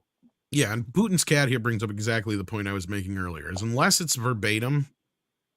Because, yes, the script itself is technically copywritten. There's legal grounds for that. But then you're still not looking at the damages they're trying to assess here. And at the same time, it wasn't the entire script verbatim. It was just a breakdown of what was in the script because somebody had gotten a hold of it. Now, they may have quoted some lines from it or something like that. That's plausible. But even that is still not enough. To me, again, it still falls in that freedom of speech, fair use, what have you, kind of situation. It's like a buyer beware thing kind of thing where we have the right as consumers to know about these products, whether it's a movie as far as I'm concerned or a razor for that matter, right? Like, I don't get this whole spoilers bullshit. Back in the day, Siskel and Ebert if they didn't like a movie, they would fucking spoil it. No problem. Yeah. And they would do it on purpose. Like, and I would love to see that. Like, this is not going to go anywhere. Like, it's a bunch of posturing and peacocking on Disney's behalf, if you ask me. They're trying to deflect really doesn't from the look real like problem. Disney. Like if they're the Titanic, they're like iceberg straight ahead. Let's ram into the iceberg. It doesn't look like they have any intention of turning. I would say that the iceberg is already, they've been hit, CC. This is them trying to pretend and go like, quit looking at the big gash in the side of the boat over here, right? They're like, look at this over here. See these guys over here? These guys, pay attention to them. They're the ones who fucked us over. And they basically want Reddit and Google to dox individuals over this shit, basically.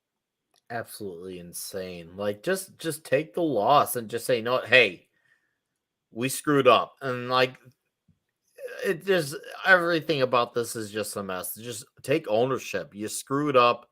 People obviously not only lost interest fast, but word of mouth got around fast of how underwhelming the movie was. And you know, it also puts even a damper not only just on the anime franchise, which is unfortunate because I actually really, really love the first movie, and the second one, well, it's flawed, I still enjoy, but also people really enjoyed Paul Rudd's Antman in the Endgame and Captain America Civil War. So it wasn't like he was given bad material to really prop up the character. Like, he had a lot of stuff going for him to have his character have great momentum, but they just clearly have blown it. Like, and that sucks because once again, Ant-Man was a likable character, and he had a big villain who's coming up, and all momentum is killed for those two characters. Like, how are you going to now invest interest in Kang the Conqueror? Not only because, all right, I'm going to do spoiler alert here, but 5, 4, 3, 2, 1.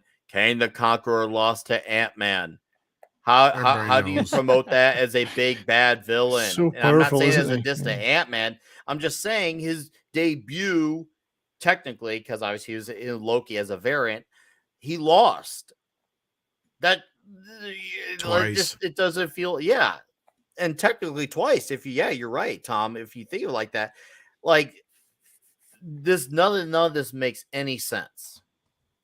Well, and it's just, I'll be completely upfront with everybody. I have a personal bias against this because, like Mr. H was pointing out earlier in his stream, this is our job, folks. Sometimes we do this stuff for one of our stories. It's like spoilers. There's been these story leaks. That would put us in a precarious position if, the courts were actually to decide to side with Marvel in this case, which I think would be a very slippery slope. Because the next thing is to just stop people from saying bad things about the movie, period.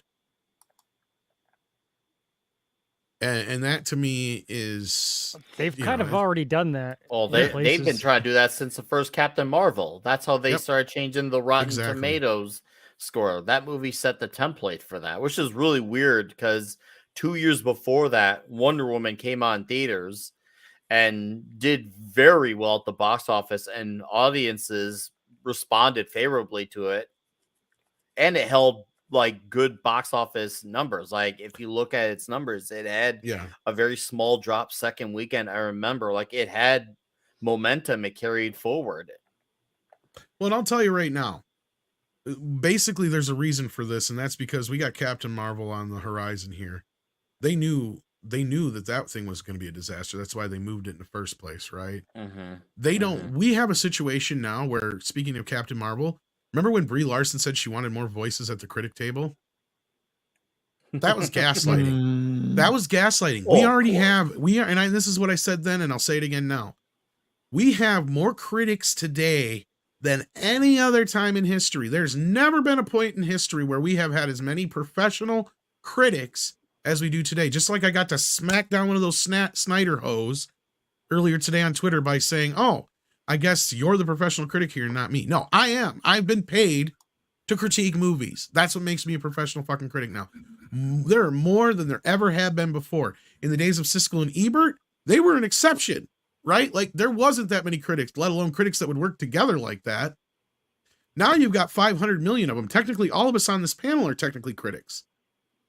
So professional critics, a little less, is what I'm trying to say. That's what they're scared of. There is more diversity in voice in saying whether a movie is good or bad now than there ever has before.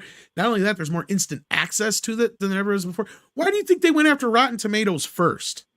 Because it's People an look to their aggregator. audience score. Because it's an aggregator for both the critics and the audience. And right there is a number where you could look at it and go, all these people went and seen this movie and they rate it that well. I'm pretty sure I'm not going to like it then. You know, like that's what they don't like. They don't like you to be able to go through and say, you know, I don't want to go see that because of this. It's easier for them to call you an istophobe to make you go see that and try and convince yourself that the movie isn't fucking terrible than actually just admit that they've fed us a terrible meal, right? Like it is, Hollywood is, and I love Andre's video he did about this. Hollywood has become the worst fucking restaurant on the planet, right? Oh. Hollywood used to be the greatest restaurant you'd walk into is like, you know what? I want a steak. I want it this fucking thick. I want it medium rare. I want a side of asparagus with butter and da-da-da-da-da. That's what I want. And then now they used to bring that to you. And not only that, they like, you know what? We got extras for you. Have a little cocaine on the fucking side. Here's some titties. You know what it is now, Tom? It's Wang's all you can eat buffet and discotheque is what it is now. Exactly. Well, now, and then like in Andre's metaphor, he comes out, or analogy, whatever you want to call it. I can't remember which one's which. Where he comes out and says, no, instead they serve you, even though you've ordered that steak, they serve you a fish, a halibut or whatever. And you're like, well, this ain't what I fucking ordered. And they're like, tough shit, it's better for you. And if you don't eat it, then you're the problem, right? Like it's this roundabout thing. It's like, it's the worst fucking restaurant in the world where you walk in and they literally tell you that you're an asshole for wanting what you want. I'm going to give you what you want. And if you don't like it, you're an asshole for not liking it. Well, worse Fuck your yet, they own the restaurant. So if you don't like it, they'll That's put the you in problem. the section in the back that nobody sees. They'll just mute you That's out. just so it. you know, and that's a very frightening prospect. Whether it's Amazon owning IMDb or whoever's running YouTube currently, or any other platform, as long as they control the algorithm, as long as they control who Right. sees what, they can really, really. I mean, Amazon worked really hard to try and push Lord of the Ring or that Rings series up to 7.0. They really tried. They only got to like 6.9 or whatever it was, right? But Oh, that reminds me, CC. Remember, they also did they put a campaign out for the League of Their Own reboot. yeah, They even tried calling people sexist, and I'm like, are you fucking serious? The original movie came out 25 goldarn years ago. If last time I checked, the movie was about the same thing your series is, and it was a hit. When your series is not, what's your freaking excuse? You need to go out there and beg for a rating. Guess what? It got canceled. It's getting canceled. I just heard that today. That's why I brought that up. It's so interesting. nice. It's like, yeah, you begged for that great rating that did you nothing in the end. It didn't do a damn thing. Yes, A League of Their Own. Believe it or not, Joey, Amazon tried to remake A League of Their Own as a TV series and failed horribly. Imagine that. They can't even get woke shit right in the day of woke. Pre-woke, pre-packaged woke shit just for you. Like, how much more woke can you get than A League of Their Own? Really? It's pre-made for woke. That's right. It's woke before woke was ever existed. Exactly. Yeah. Like, you can't fuck this up right now. This is the one thing. Be like, oh yeah, I could see them doing that and doing it well. They can't even do that right. You got to a show or a story about female baseball players in a time when women were expected to do nothing more than go into the kitchen and have babies. Right? They are treated that way in the show. Probably they should be. This is the one time you have every tool at your disposal to actually use your woke potential. And you fuck that up. because nobody wanted it. That's why. Nobody wanted it, Tom. Yeah, I mean, it's shit that nobody wants. They really don't. No one's asking for any of this. There's no pronouns in baseball. Oh, that was good. That was good, IUDFR. Mecha J sends in $5. Thank you so much. Says Reddit was down for a few hours today. I think it might have something to do with Disney or Marvel. Actually, I think Culture addressed this earlier. There was it actually had nothing to do with that. It had some server issue with Amazon or something or other. I can't remember. Whoever it was that supplies their Amazon Web Services, probably then. Their web service. Yeah, it was completely unrelated. I guess. Shame it was only down for a few hours. It's a good start though. As much as I don't understand Reddit, so I guess I can't hate it, but yeah. Mikey. Yes. Guess what? I know. So Jim, I saw your super chat. I had to go downstairs. To get a clean shot glass because all my shot glasses were soiled from previous. A little activity. nappy. So here we go. Salud.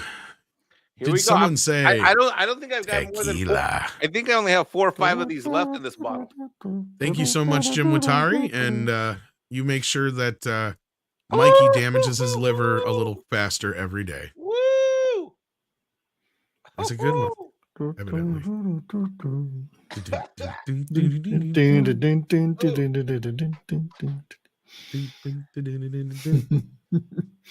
Tequila. This. Thank you, Jim. Tom, just before you read this one, I'm going to drop out. So thanks for dinner time for you. It is dinner time for me. Thanks for having me. Go sub to everybody on this panel and go watch Toxic Tuesday in an hour and a quarter on Nick Visor's channel. John Wick 3. John Wick 3, the one. Oh, we're gonna come. Hot Halle Berry. Yeah, that movie's got a whole lot of that. So yeah, take care, everybody. Have a good night. See you 70s. Yeah, bye. And then we got Nikki D, who says, "Are the poor viewership numbers for Mando 3 hinting at the potential flop for Ahsoka's show?" I saw that the numbers, something about the numbers here. Let's see here. Lower than Book of Boba Fett. Yeah, you know, horrible. I'm gonna say yes, because it'd be one thing if it was like Andor, because obviously it's not as recognizable of a character, but this also is also becoming for Mando, which is the flagship show of Disney Plus with their programming for Disney Plus under the Star Wars banner. That's a very big problem. And yeah, I can't find the actual they're going to double down. Here, but... here it is. I don't know how much of a hot take this is, but I mean, Gina Carano's Cara Dune character, I think, could have been more popular than Grogu. An actual speaking role, right? I mean, Grogu's just, he sits there and looks cute, and that's fine, but it only goes so far for so long. And I think that's a contributing factor to it. Oh yeah, not the only factor. But I think it's definitely a symptom, but not a cause. Obviously, and same thing. I honestly think even the Gina situation is a cause either. I think it's just a combination of many symptoms between that, fatigue, stigma of the sequel trilogy. You just add up all these variables. Like every one of these things in isolation is, I guess you could say, just a minor thing. But when you add them up, and there's quite a bit of them, the telling off of the fans. There obviously the weird direction what's going on with KK, like no one knows what's going on. Obviously, Book of Boba's disaster, like everything is just saying, okay, pile it all together, they are in a mess. Also, that Galactic Star Cruiser, whatever it's called in Florida, they're just in really bad shape. And rather they acknowledge that they're doing bad, they're just continuing to crank these things on. They ain't slowing down with these shows. How many directors have they said we're gonna have a movie since Fall of Skywalker, and not one of them has entered into filming? We had the Game of Thrones guys, we had Ryan Johnson, we had what's her face, that one Wonder Woman, Patty Jenkins, Taika Waititi. I feel like I'm missing more, but you get the point. They're in that development hell stage. Well, Feige and Patty Jenkins' Star Wars movies are supposedly dead. Waititi is the only one that's still ongoing as far as we know. And then supposedly there's going to be some announcement at D23 for another new Star Wars movie. Oh, it's going to bomb. Or the Rey and Grogu movie? Yeah, And like a lot of the I mean, information that's coming out right now is really dampening enthusiasm as well, right? None of it's looking very good. well, that's the problem. You have a stacked deck against Mandalorian right now. Was Gina Carano the big issue? Maybe not as much as we'd like to think it was, but I don't think it was. at the same time, CC's got a point. Ever since then is when everything took a complete left turn for Disney Plus. Because let's be real, Book of Boba Fett should have been a success out the gate. Yeah, Robert Rodriguez, Boba Fett being a character that people have been asking for so many years. Like, hey, where's the push for this character?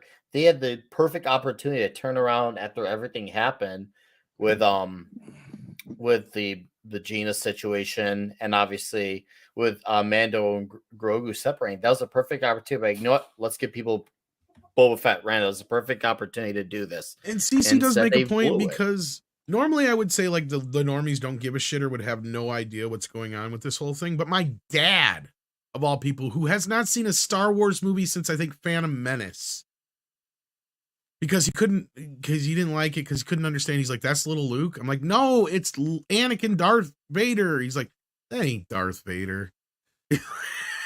Like, that was what it was like trying to watch the Phantom Menace with my dad. Right. He's got zero fucks to give when it comes to Star Wars. If it ain't the original first film, he don't care. He even said to me, what's this stuff going on with this lady on the Star Wars show? She got fired. So even he asked me about it. So he might be right, CC, that it's something that it got, and I had to explain to him what happened. And he's like, oh, well, that's bullshit. Yeah, but a lot of people also did look past the context of that situation. Then once again, it just shows you people just hear, well, this legitimate press situation certainly wouldn't lie about the situation. And the thing is, a lot of them did, and they left out a whole lot of context. They made a misleading thing, and to make it pin her as the bad guy. So a lot of people who I know did take their word for it until you actually show them the actual thing that was said, and they're like, oh, okay, like I see now what was going on. And they understand, oh, hey, okay, the media actually lied. Yeah, what were you saying, CC? I had a similar experience with my own dad, because I wasn't, after Kenobi, I wasn't going to watch this. I said this on a previous show, and he was like, let's watch Mando, because we watched the first 2 seasons together. And I started with him on Book of Boba Fett episode 5. We skipped the first 4 episodes. I hadn't even seen them. And we just jumped right in. And his first, and he's a normie. Like he's like, is that a stormtrooper, right? And his first reaction was, for Book of Boba Fett episodes 5 and 6, was, I like this better than the first 2 seasons. It's more tactical, is what he said. And then we got into episode 7 of Boba Fett and the first episode of Mando season 3, and that's where he got a little bit confused. Even though he had the context of those Boba Fett episodes, he's like, wait, it's over already? He's like, the pacing seems awkward. And then I had to explain to him what happened. And I think for a lot of normies who jumped into season 3, there was no context provided whatsoever about Book of Boba Fett, there's a lot of confusion there. I think they really hurt themselves because particularly that 5th episode of Book of Boba Fett was supposed to be how season 3 started. And they took all of that excellent film and put it into that Book of Boba Fett episode instead of making it the beginning of season 3 episode 1 and then attaching what happens after that. So you have this really short and underwhelming first episode, and it's like, if you come out of the gate soft like that, you're going to hurt on the viewership, and that may hurt the whole season. Yeah, and I mean, that's the thing, is it was, and this is what I was saying about a stack upon a stacked upon a stacked problem. First, the Gina thing, right? Like, that's like the bottom rung. So that gave some people pause. Then the Book of Boba Fett, like Nick pointed out, that should have been a grand slam. Boba Fett is arguably the most popular non-lead character in Star Wars. Like, even I don't have a Boba fetish, and I said that through the whole damn thing as a joke. But I come to learn a lot of people don't have a Boba fetish as we thought. Or they've just been completely turned off by whether it was the Gina Carano situation, or they didn't like his portrayal in Mando, or what have you. But Boba Fett came pretty quick on the heels of Mando. That show there was a lot of hype from ratings. It should have had decent ratings, and it didn't. Mm-hmm. And then you add in the mess that was Obi-Wan Kenobi, because that was the show that people actually tuned in for. As I pointed out before, there's a there's a good comparison to Picard, because we noticed a lot of folks that, like, when it came to Discovery, they didn't pay attention to Discovery. But when Picard came on and that thing premiered to like 4 million viewers, we had a lot of people coming at us going, what the fuck has happened to Star Trek? Or, oh my God, you guys were right. It's like, yeah, we were trying to tell you what the hell they've been doing over there. Like, and I think that was the same kind of thing. There was a lot of people who didn't care about Mandalorian, because I did notice with Mandalorian, it was a success for them at Disney Plus. But I started to notice a lot of people, because I had one of the first early Baby Yoda t-shirts and some other shit. And some people would say something to me. But when I would talk to some of the people that would have like Baby Yoda stuff, after a while, they would notice, you know, say, hey, Baby Yoda, you know, blah, blah, blah. The kids love it, blah, blah, blah. I'd ask them, did you actually watch the show, or what did you think of whatever? And blah, blah, blah. They're like, oh, we don't watch the show. The kids just love Baby Yoda. Oh, yeah. That was the response I would get a lot of times. It was, so they weren't even really watching the show to begin with. So, of course, they have this inflated idea that they have a bigger fan base for the show than they really do already. They did get the numbers for the first 2 seasons. But between Gina Carano, Book of Boba Fett not doing as well as it did, Obi-Wan Kenobi being a huge disappointment to a lot of people, and showing a lot of people, like I was just saying, what really is going on with Star Wars. A lot of these folks who have probably tuned out since The Force Awakens or The Last Jedi, they finally saw this crap and they're like, what the hell is this? And then you had this gap of almost 2 years. Sorry, CC, go ahead. No, sorry, I was cutting you off. I was saying you could argue that Kenobi was as damaging as The Last Jedi. It was, and I was going to say, that's the other problem you have here. Obi-Wan Kenobi did the normie damage, right? The normies finally saw what was going on here again. They saw that was another pile from the pile. That was just another few pieces from the pile. The Obi-Wan, the Boba. I mean, it all stacks up. Obi-Wan in isolation is not the thing, but yeah, it definitely adds to it. I think you also hit on a point about Grogu. It's like, okay, the kids love it. He's cute, and I love him too. But you can't base all of the future of Star Wars on this character. You need something more than... They're thinking those fans who buy all that merch, which is fine. Buy what you buy if you like it. Especially, yeah, I think that's a cool tool Mike has too. I'll say it. But the thing is, they're not translating, and this is, once again, this is the difference between normies and geeks. When geeks get into something, they go all in on it. They like to know lore. They like to know history. They like to buy as many merch of anything as possible. They like to have the collections of the figures. A lot of people who are normies who are buying this stuff, they're buying solely off this character. And that character, with the sales that they're doing for this character, it's not translating into anywhere else. That's the difference between the normie and the geek. The geek goes all in for everything upside down. I mean, a geek more than likely has a figure of Lobot, but is a geek actually knows who Lobot is. Yeah, and also know who the Lobot is. A normie who only knows the Star Wars because of Grogu they're not good. Lobot's foreign language to them, and that's nothing wrong with that. That's just the facts. Like, that stuff doesn't translate. You're seeing the difference right now of what happens when Grogu sales do not translate into everything else. No, and I brought this up before, and I've compared it to Baby Groot. I am in shock that my sister, who is a super Disney Uber shill, like to the extent that we get in fights all the time, she hasn't even seen The Mandalorian yet. Not in general, period? No, this season 3. She's seen 1 and 2, but she hasn't made the time. I'm not sure. Some people are even. That's the other thing I was saying. The 2-year gap between seasons has been. It was too long. It was a long time, and too much bad happened in the interim. Right? Yes. Yeah. Yes. I think you're right. It's been a very tumultuous time for Star Wars, and then sadly you add in what CC was saying at the start, and Nick and also was kind of hinting at, I believe too, and that was that people just didn't respond to this new season so far. There's stuff that feels off about it, whether it's the missing of Gina Carano, you know, the shoving of Baby Yoda back into the show, which clearly that wasn't the plan, and I don't believe it ever was, even no matter who says it was, because otherwise, why did you delegate a couple episodes of Book of Boba Fett to bringing the baby back? Like, yeah, sorry, Cece. There's been interviews as well circulating lately that are trying to indicate that Favreau is going to link this to the sequel trilogy. I saw one on Bounding Into Comics, who I usually like.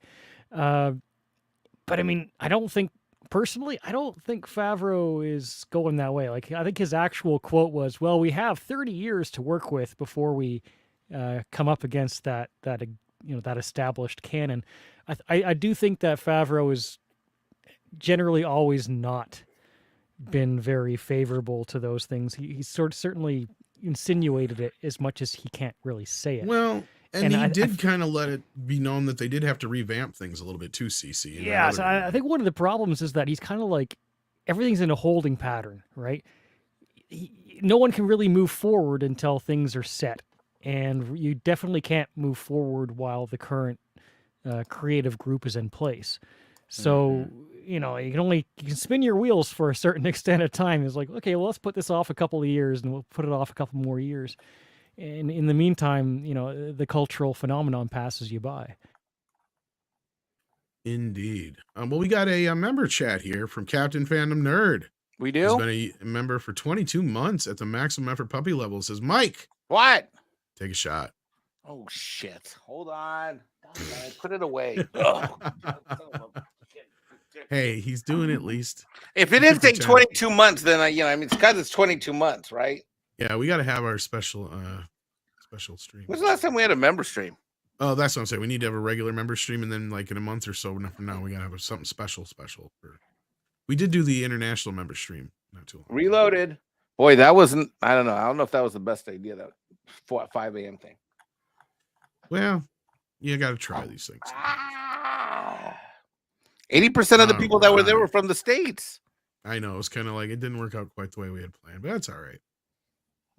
So all right, and CC's like, those are large shots. Yeah, that's almost like double each It might time. be. I'm not saying it's not well, it tastes like sweet nectar. Wasn't a shot in a glass like that? I'd be like more like a thumb worth. I don't know. That's like 2 shots. It looks like. Could be a trick of the camera, but it looks like a full-size glass from here. That's what I No, was no, thinking. it's not full size. It's a shot glass. See, look, it's a. Oh, is it an actual shot glass? Yeah, Oh, it kind of is a little. Well, it's a little bit bigger. That's more like no, a it's double a shot. big one. It holds up to 4 ounces. Right, Okay, so that's more like 4 4 shots. Yeah. then. Yeah, I was gonna say. Well, I want to CC make knows sure what I'm talking about. Jim Watteri and Captain Founder get their value. Yeah. Okay, I think I'm starting. I'm to not see a that. drinker, but I used to be a bartender, and that's the best thing you I want is a think- bartender who is not a drinker, because we will pay attention to every little drop. I think I'm I starting agree. to stutter. Hi, 'Cause Tom. that's the number one thing that you're starting to get slurred. speech Hi, there. Tom. Tom, I love Feeling you. pretty warm. I love you. Oh, You should be able to hold your liquor. Ooh, You're I love you Mexican. too. Well, I'm not that Mexican. You flash. That's some expensive tequila though. Like I'm sure that shit's supposed to knock you on your boo boos. Hi, CC karaoke. Uh-oh. All right, I think it's about time to karaoke let Mikey go take a bath. No. Is it karaoke time? I don't know. But the way Mexican Iron Man's going on right now, it could be. Yay. The more I drink, the more likely you are to get me to want to do the karaoke. Tequila makes Mikey's clothes fall off. Well, it depends on who's around me. Tequila makes his clothes fall off. I'm not saying it wouldn't have been not the first time. Yeah, like 2 people get that the country song reference. Maybe CC will get it. I don't know. Anyway. Moving on here. Let's wrap this up because you got a show coming up here, Nick. yes, sir. Toxic Tuesday, John Wick 3 in a little less than 1 hour. So I am excited to talk about that. And it wraps up our John Wick saga. And I'm ready to do that because it's been fun covering these movies. And if you somehow have not been watching Toxic Tuesday, tonight is a breathtaking night to start. And yes, thank you for having me. Great discussions all across the board, every subject. Definitely had a lot that we can say about, and It was that's a what's packed good. And the show. chat, Yeah. chat was the chat was super lively, which is awesome to see. I definitely Very thankful for all engaging of those. conversation indeed. Yes. But the Yes, show yes. will link to the Toxic Tuesday stream. I will try to Yes. hop in there, but it's been I have not seen John Wick 3 since it was in theaters. Oh, it's all good, man. If you can, I mean, you'll probably want to be around for the next one, and I'll tell you in private what the next one is. Sweet. But trust me, when you find out, you will come, and I want you to. So All over. all 48 hours of it. We've been waiting for a long time. It's coming soon. Yes, we've been waiting for a long time. But we ain't gonna wait no more. That's the only hint you're getting. CC, what you got coming up? I know Fridays we have fun. Usually that's it. Otherwise, I'm I grinding. think we're away working my on channel another and- night. We're trying to do karaoke on your channel, though, aren't we? We're trying to think of a night. I'm open, honestly. So the thing is there's a lot of people who want to sing, and I just want to set a show when people are available, when it works for you or anyone else that we're gonna have. What about on, like so. late night Wednesdays or something like that? Could do that.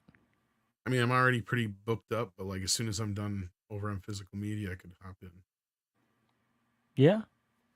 Because we're usually because Tuesdays and Thursdays are tough because of Toxic Tuesday, and then Thursdays because of Thursday Throwdown. For me personally, but again, you don't have to go by my.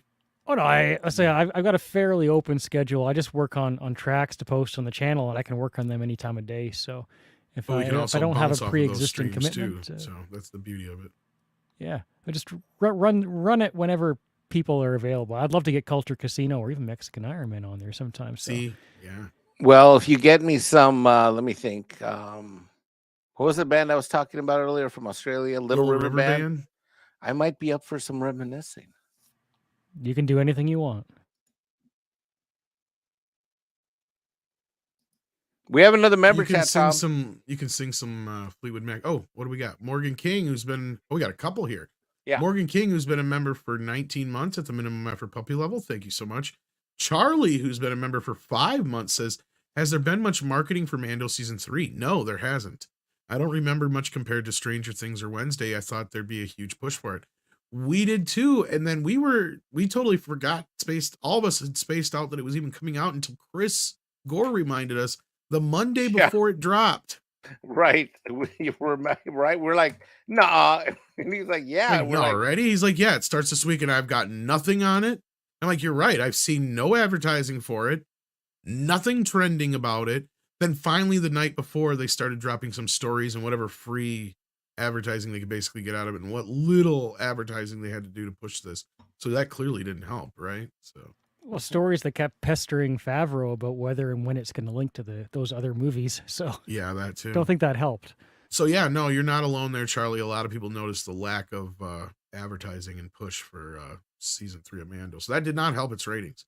They pretty much kind of almost like they've given up on it. But also, I don't know if Mikey knows much about this. This is more of a thing for like WW Pro or VR. I know they're kind of strapped right now, and they moved like a lot of advertising dollars for one thing over to another. In fact, didn't they delegate a bunch of the advertising dollars that were meant for Antman to Wakanda Forever or some shit like that? That's or what some other movie, or I can't that's remember what they it was. said. I have no idea if that. Yeah, Strange, I did Strange hear Worlds. about That's that, what it was. Tom. Strange Worlds, not Ant-Man. But they did sure give up on advertising Ant-Man as soon as they knew it was going to be a fucking flop. That I noticed. But then we got Jay Picasso who says, "Hey Mike, sober up. This is my day one." Yes, Oh, sir. wow. So Yes, sir. so are you being sober now? Is that what you're trying to say? They're Jay Picasso. Yeah, I gotta support his goals and initiatives. If so, congratulations on your journey, my friend. You can and do it, hopefully brother. have You luck. can do it. I've been in the same boat. Well, obviously not today, but in a prior life. But yeah. That time when you lived in a boat down by the river. Well, there was a time where I had a pretty raging alcohol problem. Yeah. There was a And time. Paulie's in the chat and he says Ant-Man fucking sucked. Yeah, that's I've heard a lot of that, and it feels like the only people who are really raving about it are people who just aren't capable of thinking that they make bad, or if it makes bad, it's got to be something that goes against like an ideological like purpose, Did Paulie like like something it? that like fan service or something. Oh, But Paulie Paulie hated didn't like Ant-Man. it. He was very adamant about how much he didn't like Quantum. I mean, I'm sure there was some bias in it because Luis wasn't it, but still, it's Well, it to was- be fair, Luis was great in both movies. I mean, Yeah, and Luis that was you great. does needed his hurt storytelling because exactly. you yeah. took away not only Luis, but you also, it wasn't even, and from what I've gathered, it's not even a sequel to those two movies. It's basically a sequel to Loki. Like so basically you're just dismissing Scott's story of where he progressed from Endgame and Ant-Man and the Wasp and his relationship with Peggy and of course his daughter Cassie. Like there's no like family dynamic that was very essential to those two movies, and of course his ex-con team. So those were all characters who really added to those movies, and you just took them all on favor of the Quantum Realm, which I have no issue with them diving into Quantum Realm. I think that's that's a very fun idea, and from what it looked like in the trailer when they're like, oh, it's gonna be some movie about Scott hoping he can have time with his daughter. I thought it was gonna be on a more personal level. Which, if that was what was gonna be the story, I would have been all in on that because I'm a dad, and time. Mike and I, and you, Tom, we all know us. Like we value time with our kids, and that is something that can definitely mess with you. Is would you not, even though the consequences? It's definitely that's a very tough angle to think about. Being a parent, because you always think about what could have been, because there's always things that you don't get right and you always wish you could turn back and fix it. That's part of the job of being a parent, and that's grounds for a great story. They could have done a really awesome personal story with that, but instead they made it this jumbled mess. Yeah. And look, I know Mikey likes to say he's not a YouTuber, but you are a YouTuber, my friend. What do you got coming up? I'm sure you got something on the agenda. I'll be on Doomcock show tomorrow night. There you go. But that I'll be doesn't on the make me a morning show. YouTuber. That makes me a guest contributor. I'm gonna make him sing the YouTuber song just for you. Oh. Okay. You gonna be on the morning show, or are you busy? No, I think I'm good. I'll be there at the end. I mean, yeah. We got some guests coming up on the morning show, Mike. I don't like to do the morning show. I like to listen to it because I get more work done with it. You guys just get me through I the get day. you, but we love having you there, just like a support blanket. Yeah, I'll be there, I guess. I know, just even if you're around in the in the chat is good is enough, I guess. But we've got. I do have a beef though with Paramount, because I have decided that it's horse crap that we didn't get on onto the list, but that's I decided I have a major beef. It took me a while to warm up to this anger, but I'm now officially raging mad. What Mikey's referring to is I did try to reach out to Terry Metalis, and I got kind of the cold shoulder and blocked from messaging him. What? So we are Midnight's Edge family. We are officially on the black list or brown list, or wait, I would be brown the list. Wait, I would be the brown list, right? How does this work? Wait, I'm confused. Well, I don't think it has anything to do with race this time, Mikey. I think it just has to do with, I guess we're just that persona non grata. I don't know. I'm not going to try and take it too personal, but what I'm not going to do is watch any more Picard, sadly. I'm like, why should I continue watching a show that almost every one of my peers have seen every episode of, and I haven't? And I'm going to say. And now never will. And now I'm not going to. And Andre's loving the show so far. I'm sure he'd love to see the whole show. Look, and it's nothing personal. It's like I tried to do what everybody else supposedly did, and I got the cold shoulder. So, okay. All right, that's cool. I mean, if there's a misunderstanding, I'll give that a chance to hear them out, but I don't think there was. So. There's no misunderstanding. Midnight's Edge was on the absolute front line of Paramount and Picard and Star Trek and all of it. So, well, yeah, we did the. I am quite sure there's a dartboard with a Midnight's Edge logo on somebody's wall over there. Oh, I'm sure. So yeah, so Mikey hopefully will be around at least in the chat, if not tomorrow. But like I was saying, we got some guests coming up. Ooh, Friday we've got Carolyn. Friday we have Carolyn. Cool. Who if you do not know the name, you will. She was the individual who was fired over being excited about Hogwarts. Oh, for God's sake, no. Yes, she was on Fox News, and she's pretty much. Oh, that one, the one that was on Toxic Femme the other day. And she's also one of our Toxic Femmes. Yeah, so she's gonna be on Friday. So we're gonna actually sit down and talk to her about her experience, what happened. You guys can throw out some questions. Hopefully, she'll have a chance to answer. Oh my gosh, look who's joining us at the very last minute of the show. Hey, Script Doctor. Sorry I was late. I was just finished watching all 10 episodes of Picard. You fucking prick. Oh no, I'm you lying. I'm did. lying. I'm lying. I'm lying. I know he is. He's funny. That's why. This is why I sent him the new Bat Tom script, and now I'm tearing my hair out because it sucks.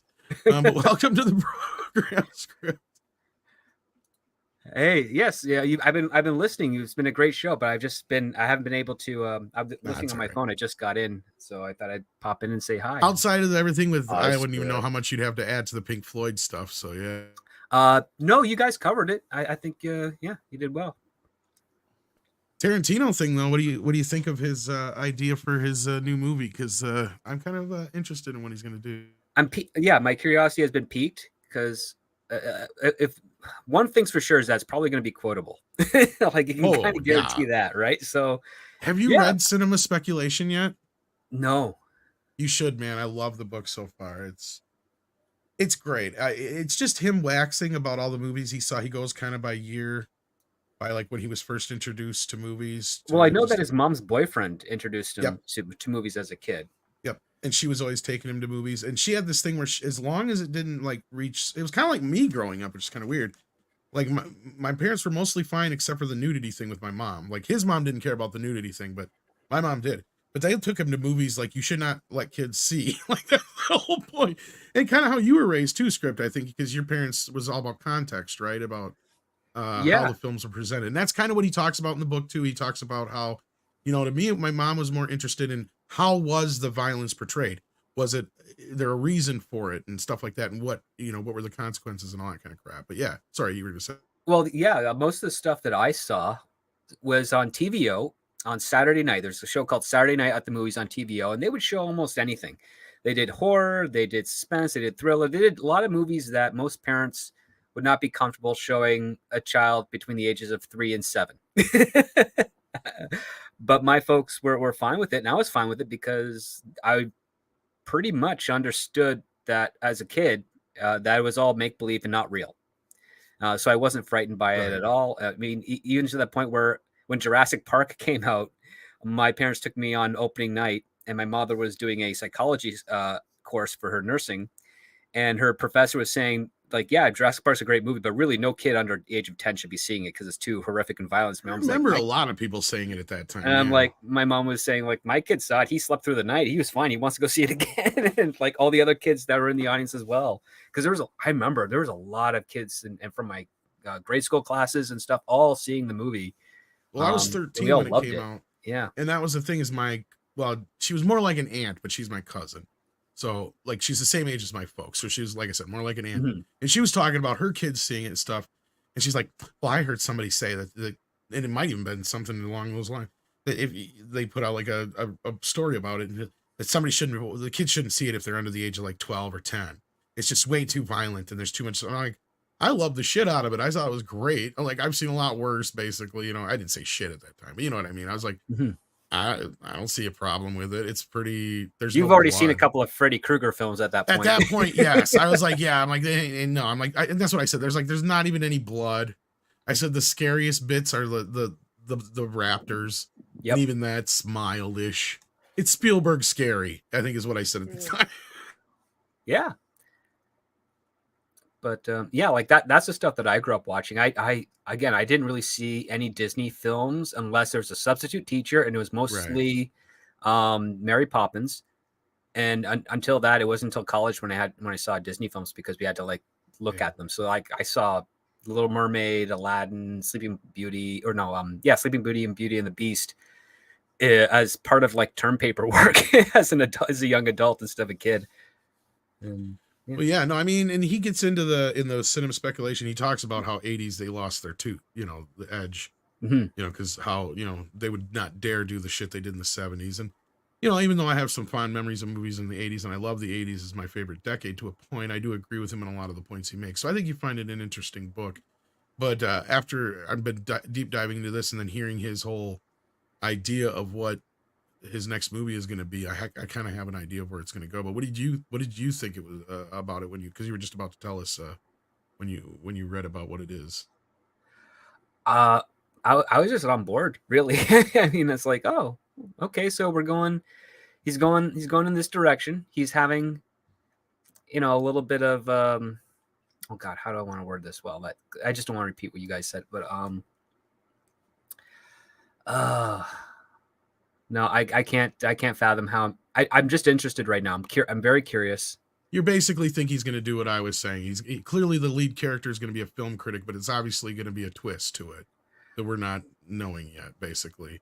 Because that's maybe. The way I mean, part of me is wondering, like, is it going to be a Roger Ebert thing, like it was Beyond the Valley of the Dolls type of stuff? Oh, where it may be the film critic themselves making a movie. That's an interesting like twist. That was one of the other parts that I was kind of trying to like get back in my head. I was actually I literally forgot the title of the movie that Roger Ebert wrote. That's it, Beyond the Valley of the Dolls. Yeah. So maybe it could be something like that. I don't know, but didn't he write another one too? I'm trying to remember. Maybe that was the. If he did, I can't remember it. But I do know that it is a great example of why some movie critics should not write a movie. Yeah. I mean, and look, and Pauline Kael was the name that was brought up quite often because that is one of his favorite critics of that era. Mm-hmm. So I can definitely see the character being based upon her. And just knowing what he wrote about in that book, like I was like, I'm not afraid of it being some like woke fest or anything like that. I have a feeling it's going to be, like I said, she's going to either find herself wrapped up in a real life scenario, like a lot of those Peck and Paw and other like Dirty Harry type movies of the 70s. It's going to be kind of like one of those things because he really gets heavy into that kind of stuff. Like there's a whole chapter on Dirty Harry, a whole chapter on The Getaway and Bullet and all that kind of stuff, and a little bit more of the harder core 70s films that he talks. That's where I'm at right now. The Hunter, stuff like that. So cool. Yeah, I have a feeling that's where he's going to go. Mikey? Shit, I gotta go. This tequila bottle just blew out all over my desk and keyboard. I gotta go. I hope. Whoa! Take care, Mike. I hope he's kidding. No, that sounded serious. Drink it all up. That sounded. Tequila is hard to get off a keyboard. Well, it looks like Mikey's got to get a new keyboard. If you can still hear us, Mike, unplug. Unplug your plug before you short it all out. Dab, don't wipe. Dab. Yeah, dab. Get a hair dryer. Drink. You know what I love? I can't remember if this. I think this happened off screen. This is why it was funny. I'll tell this story real quick and then we'll get out of here. Yeah. I recently got, and Mikey, I wish you'd hear this story because this involves him. He got me the Axel Foley figure that I showed one day. Oh. On the way that the head is, it's a weird thing. I've never seen it on a figure before. And Andy's like, I think I know what you're talking about, and I think I know what you got to do. And he's like, you just use a hair dryer on it. And then, oh no, I think this did happen on a show. So I was like, dude, I don't have a hair dryer.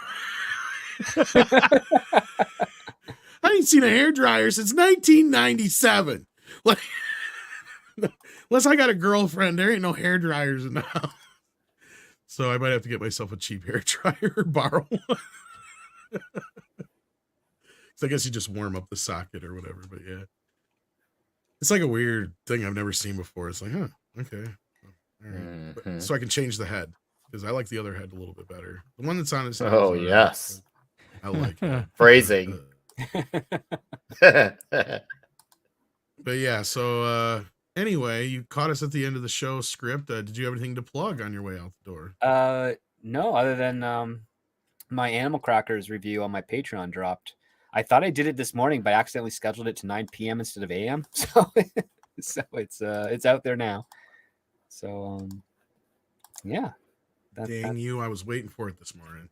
There's that one, and then I also dropped a short on my channel, another little clip of the how the Snyderverse is reenacted by Superman 3. Oh, I didn't see that. I saw. Yeah, no one's been seeing it. It's actually it's only had like maybe. I don't think I got an alert for it. Yeah, like it's. I guess the new team at YouTube is not pushing the shorts anymore. So I think I'm only at 28 views right now. Yeah, and it's didn't been out for Courtney or somebody like that do a video about how they ruin your channel now or something like that? Probably, but like my channel is relatively dormant, so I don't care. Well, I was gonna say, Script. There's something clearly going on at YouTube right now. They are definitely changing something because let's just say there's 3 guys who have anywhere between 500K to over 1 million subs, and I personally have have been watching most, if not all, their videos, but they are all significantly getting less views than they normally do, and it's all started around the same time. All I'm just saying is that Nope, I there's never probably got the alert. something up at YouTube, and it definitely totally has nothing to do with the regime change. Yeah. Yeah. No, I never even got the alert, man. I just looked through all my alerts again. Yeah, I just go on Shorts, the here pages we now. go. I Okay, now I stopped see. expecting alerts. I just now 24 go to people's lousy pages and check. views. That's it. Yeah, I know. After 10 hours, which is crazy because the first few that I dropped got like 1,000 within the first couple hours. I like Superman. So yeah, 3. something's up with YouTube, which is not out of the norm for YouTube. Nope. Did you see not. my argument with the Snyder hose the last few days? Oh, I missed it. Oh, it's been going on Twitter. Oh, I can't now. Oh See, wait, now, I think I saw one. I can't wait to look where at they it didn't now. they didn't get Superman, and you showed them the image of him impaling the truck with a bunch of, because they said telephone poles. Clark didn't act recklessly like he did in Superman 2. And I said, oh, okay. And so I posted a picture of the semi truck, and they were trying to say that I was sticking up for a sexual abuser. I'm like, okay, well, first of all, What? who the fuck are you talking about? And then they finally said the guy who slapped his, oh, you mean the assaulter? Because that's at best what that is. Yep. Because abuse is a completely different situation. I had to school him on that shit. And then I'm like, okay, you didn't say specifically what I'm just pointing out that that's a bit reckless. He didn't do anything to the guy. No. He did it to the truck. We don't know who specifically owns that truck and whose trees did he use. So it means he ripped some dude's trees out of their fucking ground too. Those trees are pretty tall. I'm guessing those trees are probably 100 some years old. Okay, he could have kicked the shit out of the guy in the bar since he left anyway. But instead, what did he do? He left a huge fucking breadcrumb for Lois Lane to find him. Oh yeah, I mean that would have been a better scene to like have done what Superman did to the truck driver in Superman 2. Well, that was that was what incited the whole thing. They brought that up as a point. I'm like, he fucking paid the diner for the damage he did. Like, what the fuck is your? Because it started with me saying that they just, the complete destruction of Metropolis, and I didn't even bring up Kansas and all that kind of shit. But yeah, anyway, sorry. Yeah. I hate that fucking argument. It's like, you cannot win that with me, especially, and I was so glad somebody else brought it up before I had to, especially after the big long speech of Pa Kent in the beginning of, whether or not he should show his powers to save somebody, and he totally sacrifices himself. Oh, and yet he does that to the truck. No, he does. He does something that nobody can fucking do. You would have to bring in, like, what, 2 or 3 cranes and other shit to have to do that physically. Some of the worst parental advice from out of character from Jonathan Kent ever. No, there's no Snyder fan who can excuse that and rationalize that. That's just against the character who Jonathan Kent is. He could have accomplished the same fucking thing and done a hell of a lot less damage to anybody else by popping the dude's tires. Or not even that, just pick him up, drag him out, and throw him on the sidewalk. That's right. Like, at that point, like, dude, he quits anyway, right? Because he leaves that night. It's like, kick the shit out of the dude and leave. What the fuck, man? I mean, it's the stupidest shit ever. It is so stupid. And then they try to, and then of course, when they lose that argument, they try to jump on just bashing on Donner. And it's like, okay, now you're just showing your ass here. So, like, whatever. Like, clearly you're biased against one thing and the other. Like, I am willing to give it a shot. I gave BVS a shot because I'm like, all right, there is a way, and I'm not going to get too deep into this, but there is a way you could have at least assessed the damage for Man of Steel and made it work in BVS in a way that helped serve the story. And they couldn't even get that right. No, because they had made Superman kill that terrorist by basically obliterating him against the wall. Well, not only that, it sets up a situation where Batman could easily be manipulated by Lex Luthor, right? By like, look, we got to treat this guy like he's a threat. He's an alien. What loyalty does he have to fucking Earth? What if this happens again? Right? Like, that's a lot of things to put on, Batman's shoulders, and that could send him off as like he was going after Superman. Like, no matter what, I'm taking this guy out. Well, You know? yeah, I just, that's all. I'm tired of evil Superman. That was, by the time that came out, I had already experienced Well, injustice. that was the beauty of it, isn't Nick, is they could have flipped it. And that was why, you know what? Snyder and gang knew what they were doing and it was the right direction, but they did it really horribly wrong with the whole Martha scene. What you Well, have did that instead, too. yeah, what you instead have Oh, is you have a that moment. scene. Instead is where you have a moment where the two of them are talking and he realizes, oh shit, I've been treating this guy like an alien the whole time without realizing he was raised on Earth. He sees Earth as his home now. He has a mother just like I do. Like that is what that scene is supposed to be saying, but it does it so Yeah. Well, idiotically. terrible. Melodrama. But again, these are all byproducts of the initial problem, which is that you cannot introduce Superman to the world by him starting a fight or involved in a fight because it's too terrifying. If That's you why introduce it's him with him Superman saving 2. someone, then you've already basically circumvented that level of conflict, so that the people that are saying he's so powerful he could destroy us, the counter argument is that, but he hasn't. But you don't have that counter argument in Man of Steel because he never does that. Every introduction to him publicly in that suit is him in a fight. So as cheesy as anybody wants to say Superman 1 and 2 are, they got it right. Oh yeah.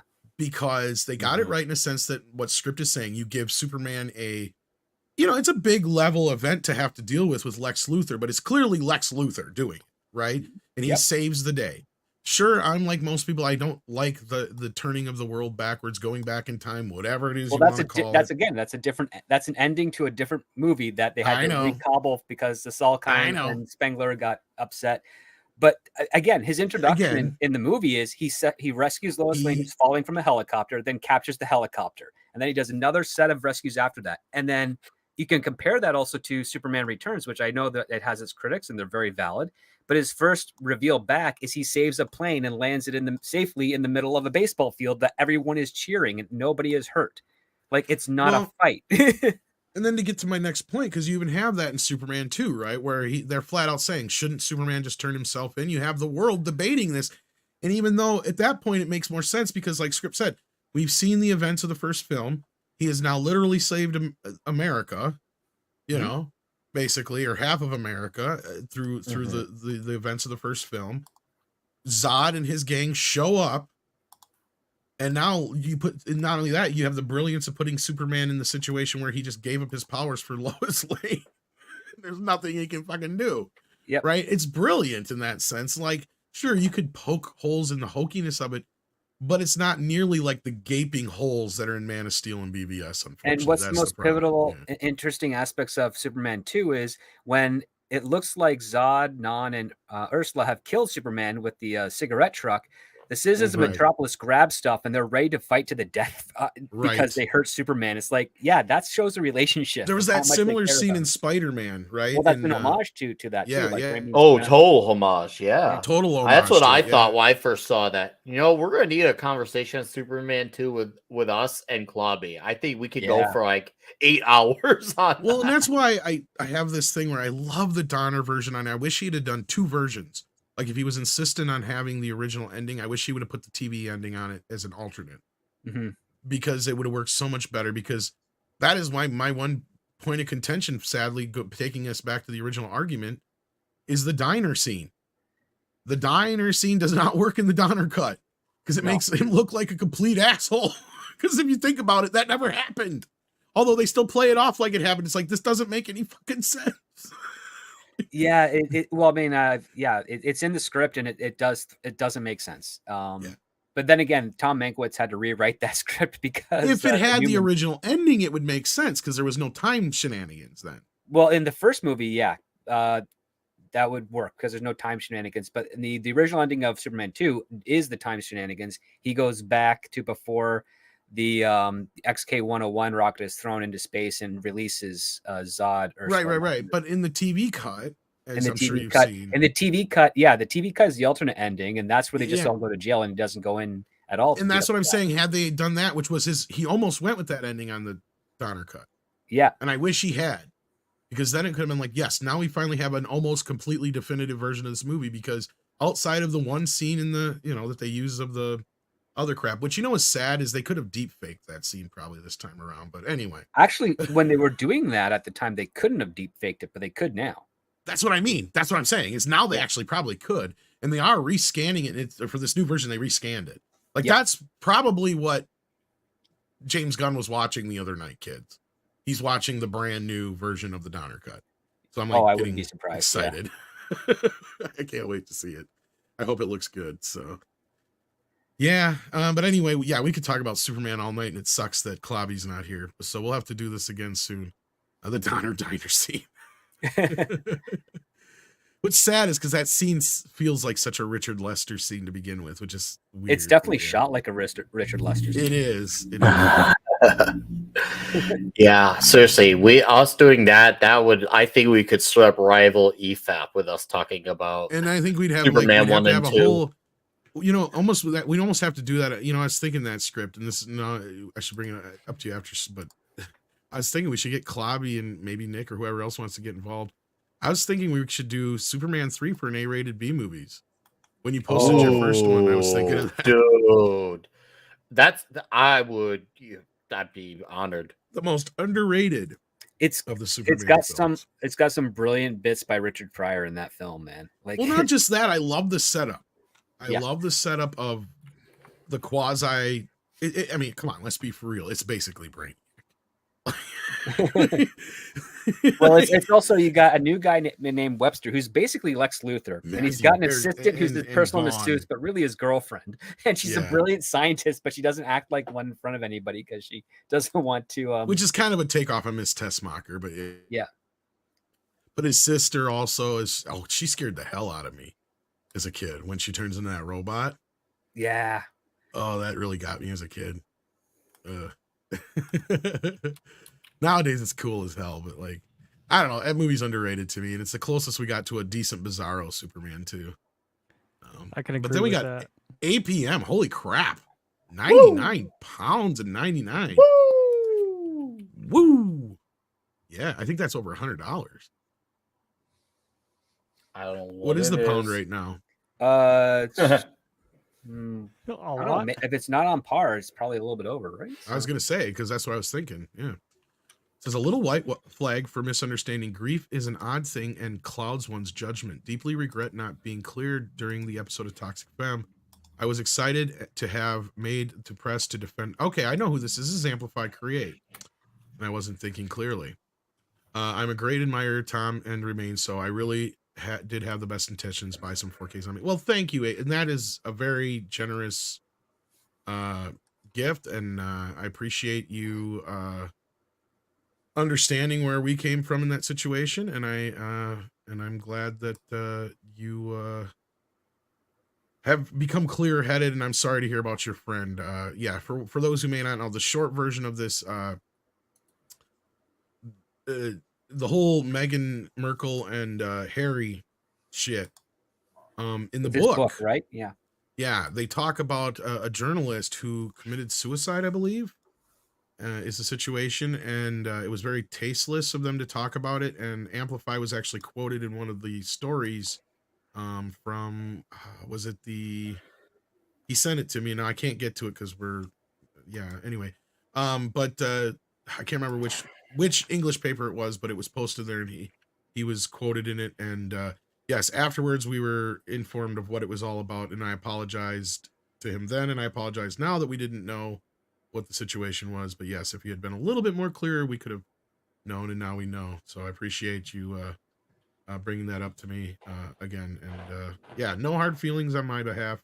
It just felt weird that there was a misunderstanding like that, and I'm glad we could clear that up. So thank you so very much. That was super generous of you. You did not have to do that. So, but I do appreciate it, my friend. So yes, thank you so much.